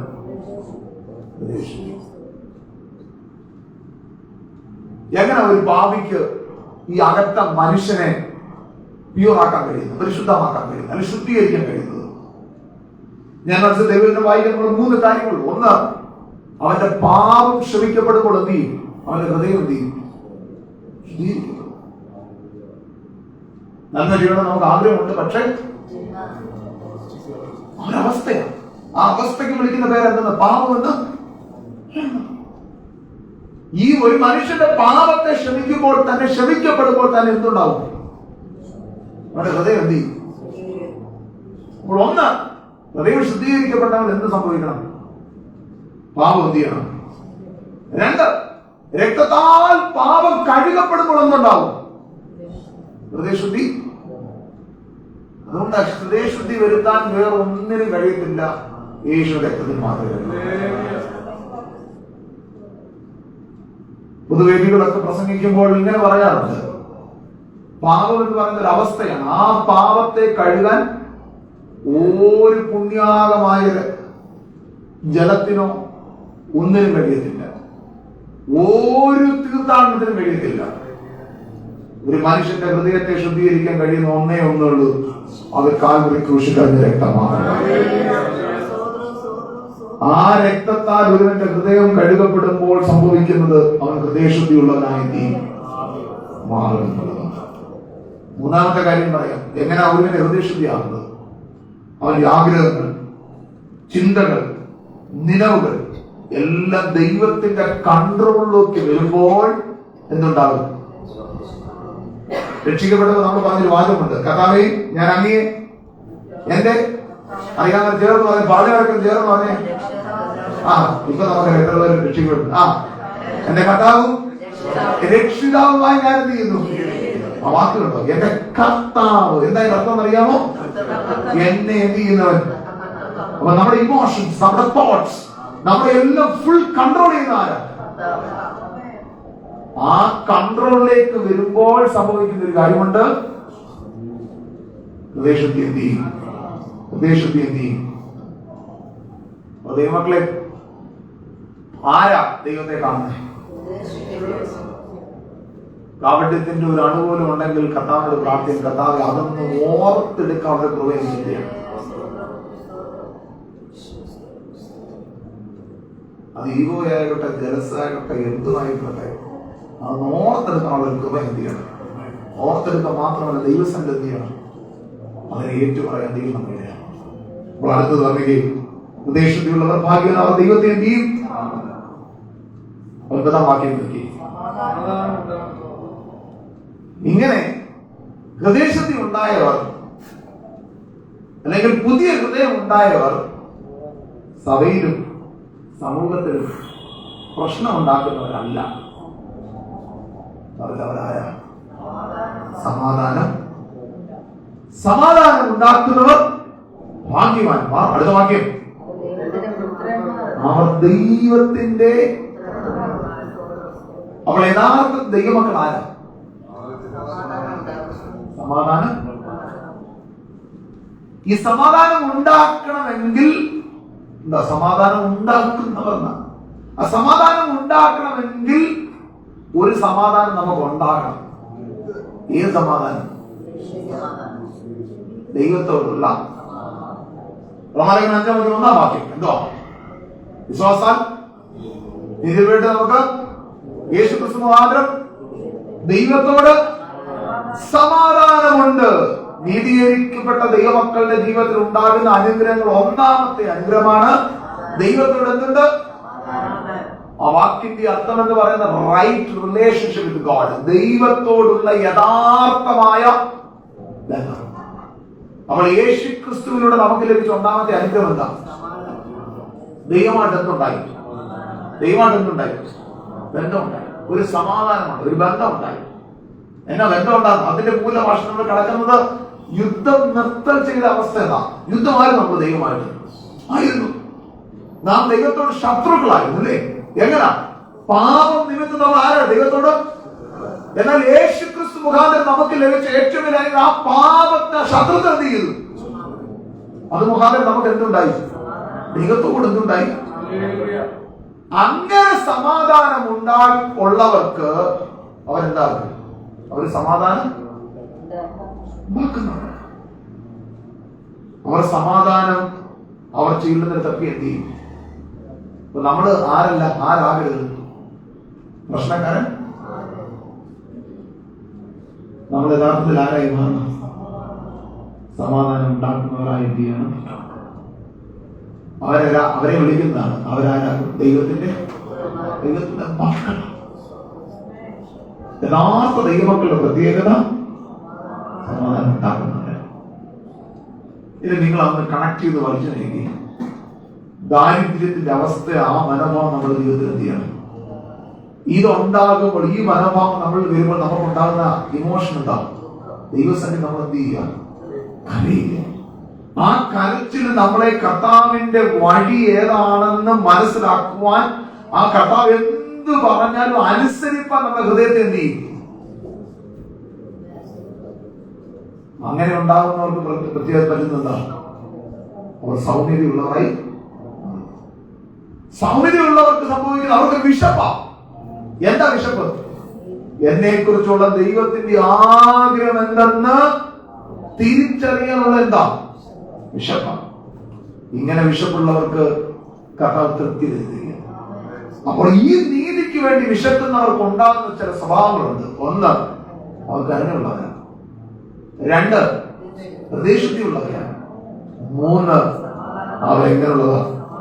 സമാധാനം ദൈവമക്കളെ, ഒരുവന്റെ ജീവിതം എങ്ങനെ സന്തോഷമാകാൻ കഴിയുന്നേ? എങ്ങനെ സന്തോഷമാകാൻ കഴിയും? കുറച്ച് പണം കിട്ടി സന്തോഷമാകും? നല്ല വീടുകൾ കിടന്നാൽ സന്തോഷമാകും? ഞാൻ പറഞ്ഞു, ഇതൊക്കെ ദൈവം തരുന്നെങ്കിൽ നമ്മൾ സ്വീകരിച്ചു. കുറെ ബന്ധങ്ങൾ ഉണ്ടായ സമാധാനം ഉണ്ടാകും? എങ്ങനെ ഒരുവന്റെ ജീവിതം സമാധാനമാണ്? ഈ ഭാഗ്യവനോട് നമ്മൾ മനസ്സിലാക്കുന്ന ഒറ്റ കാര്യം, ഒരുവന്റെ ജീവിതത്തിൽ സമാധാനം സന്തോഷം ഉണ്ടാകുന്നത് ദൈവമായിട്ടുണ്ട് എന്നാണ്. എന്നെ കേൾക്കുന്ന എല്ലാവരോടും ഞാൻ ഹൃദയം തുറന്ന് ദൈവത്തിന്റെ അടിസ്ഥാനത്തിൽ പറയാം, ജീവിതം സന്തോഷമാകാൻ വേറെ ഒരു വഴിയില്ല. ജീവിതം സന്തോഷമാകാൻ ഒറ്റ വഴി ദൈവത്തോടുള്ള ബന്ധമാണ്, യേശുവിനോടുള്ള ബന്ധം. യേശുവിനോടുള്ള ബന്ധമുള്ളവന്റെ ജീവിതത്തിൽ എന്തെല്ലാം കഷ്ടത വന്നാലും അതിന്റെ നടുവിൽ അവനൊരു സന്തോഷമുണ്ട്. കാരണം അവന്റെ പ്രശ്നം കഷ്ടതയല്ല, അവന്റെ ജീവിതത്തിൽ ഏറ്റവും വലുത് ദൈവമായിട്ടുള്ള ബന്ധമാണ്. എങ്ങനെ ജീവിതം സന്തോഷമാണ്? ഒറ്റ വാദത്തിൽ ഇങ്ങനെ പറഞ്ഞ് അവസാനിപ്പിക്കും, ദൈവമായിട്ടുള്ള ബന്ധം, യേശുമായിട്ടുള്ള ബന്ധം. എന്നെ കേൾക്കുന്ന എല്ലാവരോടും ഞാൻ പറയും, ആ ബന്ധം നിങ്ങളിലുണ്ടോ? ജീവിതത്തിൽ ഓരോ നിമിഷം നിങ്ങൾക്ക് സമാധാനം അനുഭവിക്കാൻ കഴിയും. നിശ്ചയമായിട്ട് സമാധാനം അനുഭവിക്കാൻ കഴിയും. അത് ദൈവവചനം തരുന്ന അഷുറൻസ്, ദൈവവചനം തരുന്ന, ദൈവവചനം പറയുന്ന ഒറ്റ കാര്യം, അങ്ങനെ നമുക്ക് എന്ത് ചെയ്യാൻ പറ്റും? എന്നാൽ പാപം നമ്മെ ദൈവത്തിൽ നിന്ന് അകറ്റും. യഥാർത്ഥ ബന്ധം ദൈവത്തോട് നമ്മെ എന്ത് ചെയ്യും? അടങ്ങി. എന്നാൽ നോക്കണമേ, 10, 11, 12 വാക്യങ്ങളിലേക്ക് നമ്മൾ കടന്നു വരുമ്പോൾ,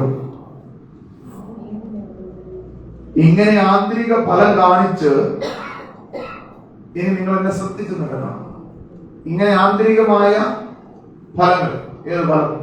കരുണ, ഹൃദയശുദ്ധി, സമാധാനം, ഇങ്ങനെ ആന്തരികമായ ഫലങ്ങൾ കാണിച്ച് ജീവിക്കുന്നവർക്ക് ആരും ഭൂമാലിട്ട് എന്ത് ചെയ്യുന്നില്ല.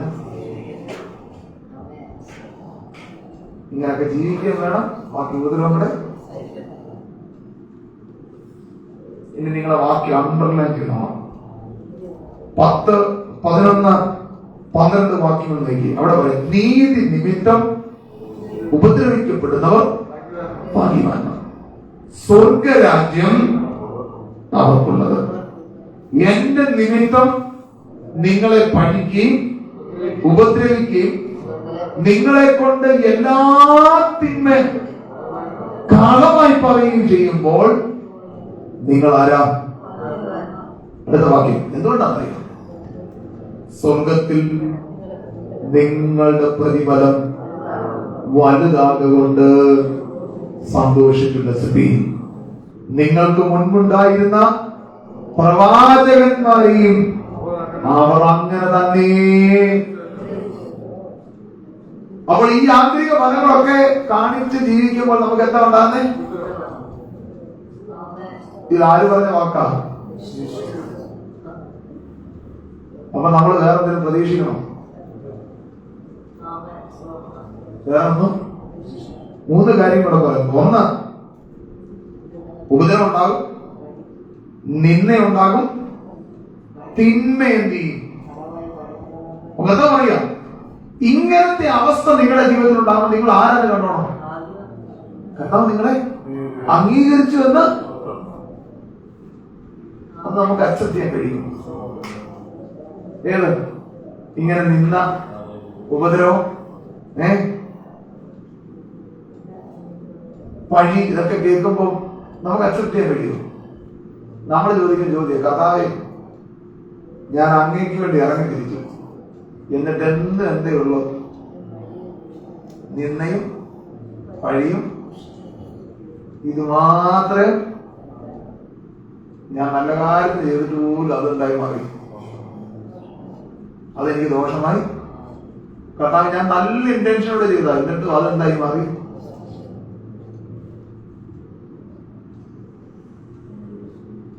കർത്താവ് പറഞ്ഞ് ശ്രദ്ധിച്ചോണേ, ഇങ്ങനെയൊക്കെ ജീവിക്കാൻ തുനിഞ്ഞാൽ എന്തേ ഉണ്ടാകുള്ളൂ? എന്നാൽ ലോകത്തിന്റെ ഓളത്തിനൊക്കെ ഇച്ചിരിയൊക്കെ ഒന്ന് വിട്ടുവീഴ്ച ചെയ്തൊക്കെ ജീവിക്കാമെങ്കിൽ നന്നായിട്ട് ജീവിതം എന്ത് ചെയ്തു. കർത്താവിനെ ഉപദ്രവിച്ചെങ്കിൽ നമ്മളെ ഉപദ്രവിക്കാതിരിക്കും. അതുകൊണ്ട് ഇന്ന് രാത്രി ഈ വചനം കേൾക്കുന്ന ദൈവമക്കളുടെ അകത്ത് ഉറപ്പുണ്ടാകണം. നിങ്ങൾക്ക് നിന്നെയും വഴിയും കർത്താവിന്റെ നാമത്തിൽ കേൾക്കുമ്പോൾ ഭാരപ്പെടണ്ട. ഇവിടെ ഇതൊക്കെയാണെങ്കിലും വലിയൊരു പ്രതിഫലം നമുക്ക് എവിടെ ഉണ്ട്.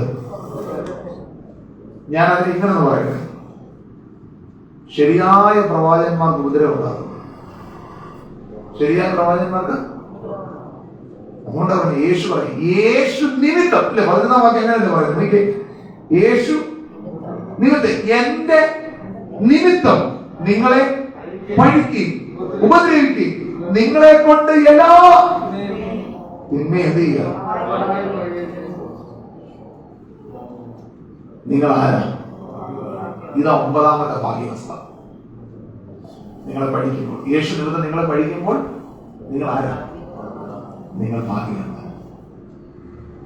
അപ്പൊ യഥാർത്ഥ ശരിയായ പ്രവാചകന്മാർക്ക് എന്തുണ്ടാകും?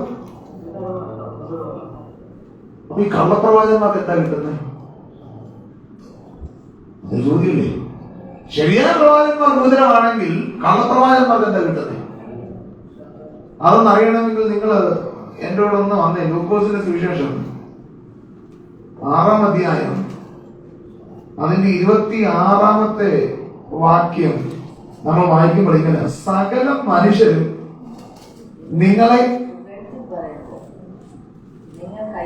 ബൈബിൾ എല്ലാവരും തുറന്നാ വിശ്വസിക്കുന്നത്, ആ വാക്യം നോക്കിക്കോണേ.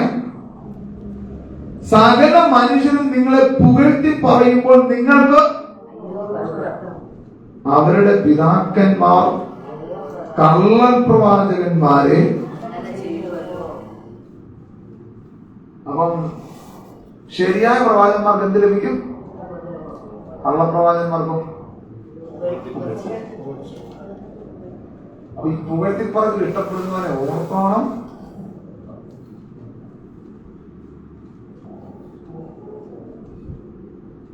നിങ്ങളെയൊക്കെ നോട്ടം കണ്ട ഞാൻ ഏർപ്പണ്ട് നിങ്ങൾ അങ്ങനെ പറയുന്നത്. അവർക്കെന്താ വേണ്ടത്? അയ്യോ, കാണുന്നത് എല്ലാവരും ചെയ്യുമ്പോൾ അവരുടെ പേര് എന്ത് ചെയ്യണം? എല്ലായിടത്തും പുകഴ്ച എന്ത് ചെയ്യണം? ആ വാക്യം നിങ്ങൾ ശ്രദ്ധിച്ചോ? അയ്യോ കഷ്ടം, അവരുടെ പിതാക്കന്മാർ കള്ളപ്രവാചകന്മാരെ അങ്ങനെ. ഒറ്റ വാചകം പറയാം, ഇങ്ങനെ പറയാം, നന്നായി ജീവിക്കുന്നവരെല്ലാം കഷ്ടതയും കള്ളപ്രവാചകന് മൊത്തം.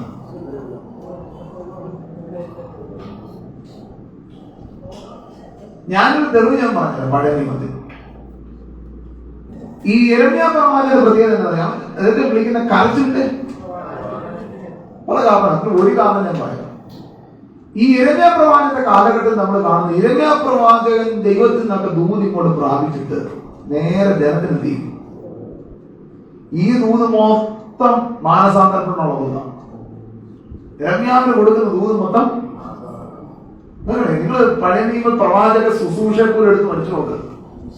ശുശ്രൂഷയിൽ നമ്മൾ കാണുന്നത് വാനല്ല തലയാക്കുന്നുള്ള അർത്ഥമല്ല കാണുന്നത്. പ്രവാചക ശുശ്രൂഷ നമ്മൾ കാണുന്ന മനുഷ്യന്റെ പാപത്തെ ആദ്യം എന്ത് ചെയ്യുക? ദൈവത്തിന് മടങ്ങി വരാനാ പറയുന്നത്. അല്ലാതെ വെള്ളക്കളറുള്ള വണ്ടി കാണുന്നെന്നോ ഞാനൊരു ഫ്ലൈറ്റ് പോകുന്നത് കാണുന്നതല്ല പ്രവാചക ശുശ്രൂഷ. അതല്ല. രജിസ്റ്റേർഡ് ആയ വണ്ടിയുടെ നമ്പർ, രജിസ്റ്റേർഡ് ആയ നമ്പർ എന്താ യെല്ലോ കളറല്ലേ? എന്ത് കളർ? ഇത് കാണുന്നെന്ന് പറയുന്ന അല്ല. എന്തെന്ന് പറയുന്നത് എന്താ? മടങ്ങുക ദൈവത്തിലേക്ക്. എന്ത് ചെയ്യുക? യെശയ്യാവ്, യിരെമ്യാവ്, എഹെസ്കേൽ, നിങ്ങൾ പ്രവാചകന്മാരെല്ലാം പഠിച്ചു നോക്കി. ചെറിയ പ്രവാചകൻ, വലിയ പ്രവാചകന്മാർ, ഓരോ പ്രവാചകന്മാർ എടുത്ത് പഠിച്ചു നോക്കി. അവരെല്ലാം പഠിപ്പിച്ച ഒറ്റ കാര്യം ദൈവത്തിന് മടങ്ങുക ദൈവത്തിലേക്ക്. എന്ത് ചെയ്യുക? മനുഷ്യനെ ദൈവത്തിലേക്ക് അടുപ്പിക്കുന്ന ശുശ്രൂഷയാണ് പ്രവചന ശുശ്രൂഷ. പക്ഷെ നാട്ടിലൊക്കെ പോയി. നമുക്കും കേൾക്കേണ്ടത് എന്താണെന്നറിയോ? എന്നാ സ്റ്റാമ്പ് അടിക്കുന്നതെന്നുള്ളതാണ് കണ്ടേ. നമുക്കിതാ കേൾക്കേണ്ടത്. അതിന് അലിഗോറിക്കൽ ഇന്റർപ്രിട്ടേഷൻ ഇഷ്ടം പോലെ ദൈവവചനത്തെ കോണ്ടെക്സ്റ്റിലെ പഠിപ്പിക്കാതെ എന്ത് ചെയ്യുക? പ്രസിദ്ധിക്കുക. എറണാകുളം പ്രത്യേകത, ഇദ്ദേഹം ദൈവത്തിന് പ്രാവശ്യം ചെയ്യും കൊടുക്കും. അതെല്ലാം മാനസാന്തരം. തൊട്ടപ്പുറത്ത് തന്നെ ആരുണ്ട്? കള്ളപ്രവാചകന്മാർ. അവർ ഉടനെ പറയും അങ്ങനൊന്നും അല്ല, ദൈവം ഇങ്ങനെ എന്ത് ചെയ്തു. അപ്പൊ ഏത് ദൂരം അവർക്ക് കേൾക്കേണ്ടത്? ഒരൊറ്റ എക്സാമ്പിൾ പറയാം. എറണാകുളം കർത്താവിന്റെ ആത്മ പറഞ്ഞു, നീ ഒരു തടിയുടെ മുഖം എന്ത് ചെയ്യണം? ഉണ്ടാക്കണം. തോളി വെച്ചുകൊണ്ട് എന്ത് ചെയ്യണം? അപ്പൊ നാട്ടുകാർ ചോദിക്കും, എന്നതാ ഇങ്ങനെ നടക്കുന്നേ? അപ്പൊ പറയണം, ബാബിലോണിന്റെ മുഖം ഇതുപോലെ എന്ത് ചെയ്യും? കള്ളപ്രവാചകന്മാർ ചെയ്യുന്നത് എന്ത് ചെയ്യും? അവരങ്ങോട്ട് ചെന്നിട്ട് ആ തടിയുടെ മുഖത്തെ എന്ത് ചെയ്തു? ചവിട്ടി ഒടിച്ചു. അടുത്ത ദൂത് അങ്ങോട്ട് കൊടുത്തു. ഇതുപോലെ ബാബിലോണിന്റെ മുഖം കർത്താവ് എന്ത് ചെയ്യും? ഏതാ കേൾക്കാൻ ഇഷ്ടം? ഏതാ കേൾക്കാൻ ഇഷ്ടം?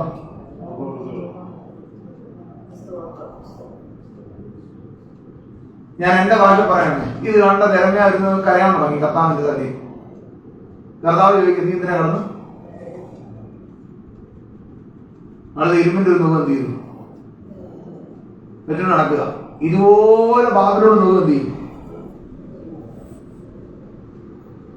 ഈ തടിയുടെ മുഖത്തെ കാലം കൊണ്ട് എന്ത് ചെയ്യും? ഇരുമ്പിന്റെ മുഖത്തെ കാലം കൊണ്ട് ഒടിക്കാൻ ചെന്നാൽ ഇരുമ്പല്ല ഒടിയുന്നത്. ഇറങ്ങിയാൽ എന്തായിരുന്നു? പൊട്ടക്കണവും കരച്ചിലും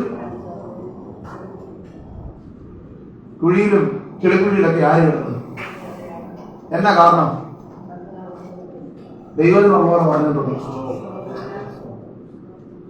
ശ്രദ്ധിച്ചിട്ടുണ്ടോ? ദൈവത്തിന്റെ വചനം ഉള്ളത് പറയാൻ നമുക്ക് എവിടെയും ആർക്കൊക്കെ എന്ത് ചെയ്യും?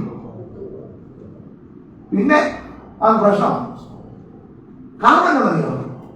ഇത് കേൾക്കുമ്പോൾ നമുക്ക് അസഹിഷ്ണുത. നമ്മുടെ കുറവിനെ മനസ്സിലാക്കി തരുമ്പോൾ നമുക്ക് അത് ചെയ്യാൻ കഴിയുന്നില്ല. നിങ്ങൾ എന്റെ കൂടെ വിശ്വസിക്കുക.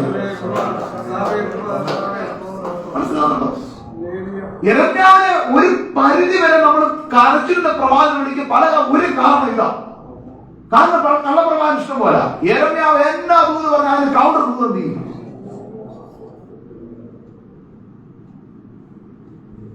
ഈ പൗലോസ് ഇതുപോലെ തന്നെ പറയുന്നുണ്ട്, ക്രിസ്തുവിന്റെ ഏകാഗ്രതയിൽ നിന്ന് ഞാൻ എന്ത് ചെയ്യും? എരുവോട് എന്ത് ചെയ്യാം? ഹവ്വായെ സർപ്പം ഉപായത്താൽ സത്യം പറഞ്ഞ പ്രസംഗ പീഠത്തിനകത്തെ അല്ലെങ്കിൽ പുൽപ്പിറ്റിനകത്തെ ഏറ്റവും വലിയ ചതിയാണ്. കാരണം പ്രസംഗങ്ങൾ ദൈവവചനം നമ്മെ ആരോട് അടിപ്പിക്കുക? ഇത് മൊത്തം മാറ്റി നമ്മെ ഇവിടുത്തെ അടിച്ചേൽപ്പിക്കുക. ഏതാ? ഇവിടെ അത് കിട്ടും. അന്ന് അതല്ലല്ലോ പറഞ്ഞത്. കഥ പറഞ്ഞ് ഇതെന്ത് ചെയ്യരുത്? കഴിക്കരുത്. അപ്പൊ അടുത്തൊന്നും അറിയുക, കഴിച്ച് ഒന്നും പറ്റത്തില്ല, നിങ്ങൾ ആരെ കൊണ്ടാകും? അപ്പൊ ഏതാ നമുക്ക് കേൾക്കാൻ ഇഷ്ടം? നിങ്ങളൊന്ന് എടുത്തു നോക്കി. ഇന്ന് കേൾക്കുന്ന പ്രസംഗങ്ങൾ മൊത്തം ഒന്ന് നോക്കി. നിത്യത കാഴ്ചപ്പാടോടെ പോയി. കർത്താവിന്റെ കൂടെ വാഴാവുന്ന കാഴ്ചപ്പാടോടെ പോയി. ഞാൻ നാളെ സംസാരിച്ചപ്പോൾ നിങ്ങൾ പറഞ്ഞ ഈവൻ സ്വർഗത്തിൽ പോലും നമ്മൾ ഏക്കർ കണക്കിന് മേടിക്കാറായി. ആ രീതി പ്രസംഗങ്ങൾ ചെയ്തു. 5 ഏക്കറും 10 ഏക്കറും നമുക്ക് എവിടെ കിട്ടുക? ഇവിടുത്തെ ഭൗതികരണം കഴിഞ്ഞിട്ട് ഇപ്പൊ അവിടെ നമ്മൾ അവിടെ ഉണ്ടാക്കുക. അപ്പൊ ഇവിടെ അവിടെ ഒന്നും ഇല്ലെങ്കിലും കുഴപ്പമില്ല. അവിടെ എന്ത് ചെയ്തു? എന്റെ പൊന്ന് ദൈവമക്കളെ, അതിനല്ല. ഒന്നും കിട്ടിയതിന് കർത്താവിനോട് കൂടെ ജീവിക്കാമെന്നുള്ള ഏറ്റവും നിത്യ കാഴ്ചപ്പാട്. അപ്പൊ കള്ളപ്രവാചകന്മാർക്ക് മൊത്തം കിട്ടുന്നല്ല.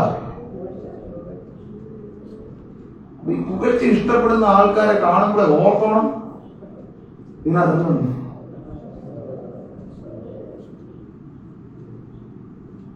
ചിലർക്കതൊന്നും കേട്ടില്ലെങ്കിൽ ഒരു സമാധാനം. മക്കളെ മനസ്സിലാക്കേണ്ടത്, കർത്താവിനോട് നിൽക്കുന്ന എന്തേ ഉണ്ടാകും?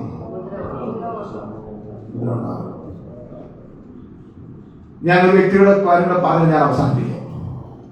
പുതിയ നിയമത്തിൽ നമ്മൾ കാണുന്ന ഒരു വ്യക്തിയുണ്ട്. ഇതിന്റെ പേര് സ്തെഫാനോസ് എന്ന് പറഞ്ഞു. ഒറ്റ പ്രസംഗം. എന്റെ മോനെ ഭാഷയെ മേശയെ ശുശ്രൂഷിച്ചിരുന്ന വ്യക്തി അവിടുന്ന് ഒരു പ്രൊമോഷൻ കിട്ടി. എന്റെ ഭാഷയാണ് കവല പ്രസംഗാനായിട്ട് തീരും. ഒരു പ്രൊമോഷൻ എന്റെ ഭാഷയാണ്, ബൈബിളിൽ വന്നിട്ടില്ല. ഈ കവല പ്രസംഗാനായിട്ട് കിട്ടുന്ന പേരെടുക്കാൻ പോലും എന്ത് ചെയ്തിട്ട് അവസരം. ഞാൻ പറഞ്ഞ ആശയം മനസ്സിലായി. പ്രസംഗകനായി എന്ന് പേരെടുക്കാൻ പോലും ഒറ്റ പ്രസംഗം പ്രസംഗിച്ചു. ഉള്ളവൻ തീരും. എന്നാ സംഭവിച്ചേ? നല്ല പിന്നെ. പക്ഷേ നിങ്ങൾ അപ്പോസ്തലപ്രവൃത്തി 7-ാം അധ്യായം ഇനി ശ്രദ്ധിച്ചത് കേട്ടോ, എടുക്കണ്ട. 54 മുതലുള്ള വാക്യങ്ങൾ താഴോട്ട് വായിക്കുമ്പോൾ അവിടെ ഇങ്ങനെ എഴുതിയിരിക്കുന്നത്, സ്തെഫാനോസിനെ കൊല്ലാൻ ശ്രമിച്ചപ്പോൾ അവൻ ആത്മാവിലായി.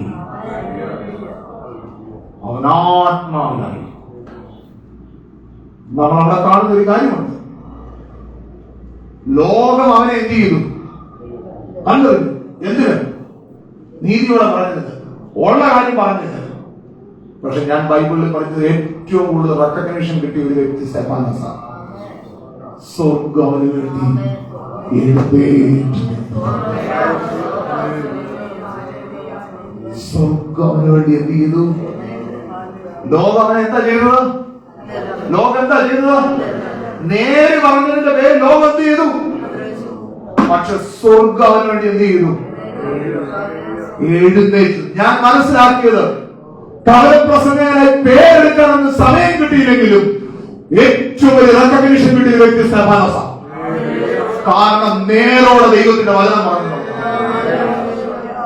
അതുകൊണ്ട് ഇന്ന് രാത്രി എന്നെ കേൾക്കുന്ന ദൈവമക്കളെ, ആരെല്ലാം പിണങ്ങിപ്പോയിരുന്നാലും നീതിക്ക് വേണ്ടി നിൽക്കണം. നീതിയുടെ ഫലങ്ങൾ ജീവിതത്തിൽ ഉണ്ടാകട്ടെ. ജീവിതത്തിൽ ഉണ്ടായാൽ ഞാൻ മനസ്സിലാക്കുന്ന സ്വർഗം നമുക്ക് വേണ്ടി നിൽക്കുന്നു. മാനുഷ്യമായ റെക്കഗ്നിഷൻ അല്ല നമുക്ക് വേണ്ടത്. നമുക്ക് വേണ്ടത് ദൈവത്തിന്റെ റെക്കഗ്നിഷൻ. ഇനി ഞാനൊരു കാര്യം കൂടെ പറഞ്ഞാൽ അവസാനിപ്പിക്കാം. ശ്രദ്ധിക്കണേ, സമയം തീരുന്നത്. നമ്മൾ പല കാര്യങ്ങളും ചെയ്തിട്ട് നമ്മുടെ ചിന്ത എന്താണെന്നറിയാമോ? എന്നെ ഞാൻ ചെയ്ത ഒരാൾ എന്ത് ചെയ്യണം? പറയണം. ആരെങ്കിലേക്ക് എന്ത് ചെയ്യണം? നമ്മൾ എന്തിനാ ചെയ്യുന്നേ? പറയുമ്പോൾ ഞാനെല്ലാം ചെയ്യുന്നത് ആർക്ക് വേണ്ടിയാണ്? ദൈവത്തിന് വേണ്ടി. പക്ഷെ ഇത് ചെയ്യുന്ന പറയുമെങ്കിൽ പോലും നമ്മുടെ അകത്തെന്താ? ഞാൻ ചെയ്യുന്ന കാര്യങ്ങളൊക്കെ എന്ത് ചെയ്യണം? നമ്മൾ ഒരു പ്രശ്നം താഴോട്ട് വരുമ്പോൾ കാണാൻ കഴിയുന്നുണ്ട്. ഈ ഒരു മനോഭാവത്തോടെ ചെയ്യുന്നതെങ്കിൽ കിട്ടേണ്ട പ്രതിഫലം ഓൾറെഡി എന്ത് ചെയ്യും? എന്താ അവിടെ പ്രതിഫലം? അവിടെയും കൂടെ നമ്മൾ എന്ത് ചെയ്യരുത്? നിങ്ങൾക്ക് എന്താ കിട്ടേണ്ടത്? എന്നെ ആരെങ്കിലും എന്ത് ചെയ്യണം? അംഗീകരിക്കണം. എന്നെ ആരും ഞാൻ ചെയ്തത് എന്ത് ചെയ്യണം? മനസ്സിൽ നമ്മൾ പറയുന്നില്ല, ഞാൻ ഇതെല്ലാം ചെയ്ത് ആർക്ക് വേണ്ടിയാണ്. അപ്പൊ നമ്മുടെ വിചാരം ഇവിടെയും കിട്ടും അവിടെയും കിട്ടുന്ന ചുമ്മാ. ഇവിടെ കിട്ടിയാൽ അത് പറഞ്ഞ് അവിടെ വെക്കാണ്. കിട്ടിപ്പോയല്ലോ. അതുകൊണ്ട് എന്റെ പുണ്യ ദൈവമക്കളെ, നീതിക്ക് വേണ്ടി നമ്മൾ നിൽക്കണം. ദൈവപ്രമാണത്തിന് വേണ്ടി നിൽക്കണം. ആരെല്ലാം നമ്മെ വിട്ടുപോയെന്ന് പറഞ്ഞാൽ ഈ പ്രമാണത്തിന് വേണ്ടി നിന്നാൽ ഒരു കാര്യം ഉറപ്പാണ്. ലോകം മുഴുവൻ നമുക്ക് പ്രതികൂലമായി നിന്നാലും ഒരുവൻ നമുക്ക് അനുകൂലമായി നിൽക്കണം. അത് നമ്മുടെ കർത്താവായ യേശു ക്രിസ്തു. അതുകൊണ്ട് ഇന്ന് രാത്രി ഞാൻ ഈ ക്ലാസ് ഭാഗം അവസാനിപ്പിക്കുമ്പോൾ നമുക്ക് കാണുവാൻ കഴിയുന്നത്, നീതിക്ക് വേണ്ടി നിൽക്കുന്നവർക്ക് എന്തുണ്ടാകും? ഉപദ്രവം ഉണ്ടാകും. യേശുവിനെ ഉപദ്രവിച്ചു, അപ്പോസ്തലന്മാരെ ഉപദ്രവിച്ചു. കർത്താവിന് വേണ്ടി നിന്ന ദൈവമക്കൾ എല്ലാവരും എന്ത് ചെയ്തു? അവരെല്ലാം രക്തസാക്ഷികളായി മാറ്റി. ഇതെല്ലാം നമ്മെ സൂചിപ്പിക്കുന്ന ഒറ്റ കാര്യം, നീതിക്ക് വേണ്ടി ആര് നിൽക്കുന്നവർക്ക് എന്തുണ്ടാകും? ഈ ഉപദ്രവത്തെ സഹിക്കാൻ തയ്യാറാണ്. കാരണം എന്നറിയാം, വലിയൊരു പ്രതിഫലം. ഇവിടെ നമ്മളെ ആരും അംഗീകരിച്ചില്ല, ഇവിടെ നമ്മളെ ആരും ഗൗനിച്ചില്ല. നാം ചെയ്തൊന്നും നമ്മൾക്ക് ആരും അംഗീകരിക്കാതിരിക്കുമ്പോൾ ദൈവമക്കൾ ഇവരാരും അംഗീകരിക്കല്ല നമ്മുടേത്. വലിയൊരു പ്രതിഫലം നമുക്ക് അവിടെ ഉണ്ട്. അതിനുവേണ്ടി ജീവിക്കണം. അതുകൊണ്ട് ഇന്ന് രാത്രി നമ്മുടെ കണ്ണുകൾ ദൈവസ്ഥയുടെ ഒരു നിമിഷം പോലെ ദൈവസ്ഥനെ കർത്താവേ, നീതിയോടെ നിൽപ്പാനുള്ള ദൈവത്തിന്റെ കൃപ ഞങ്ങൾക്ക് തരണമേ നമുക്ക് ദൈവത്തോട് പ്രാർത്ഥിക്കാം. അങ്ങനെ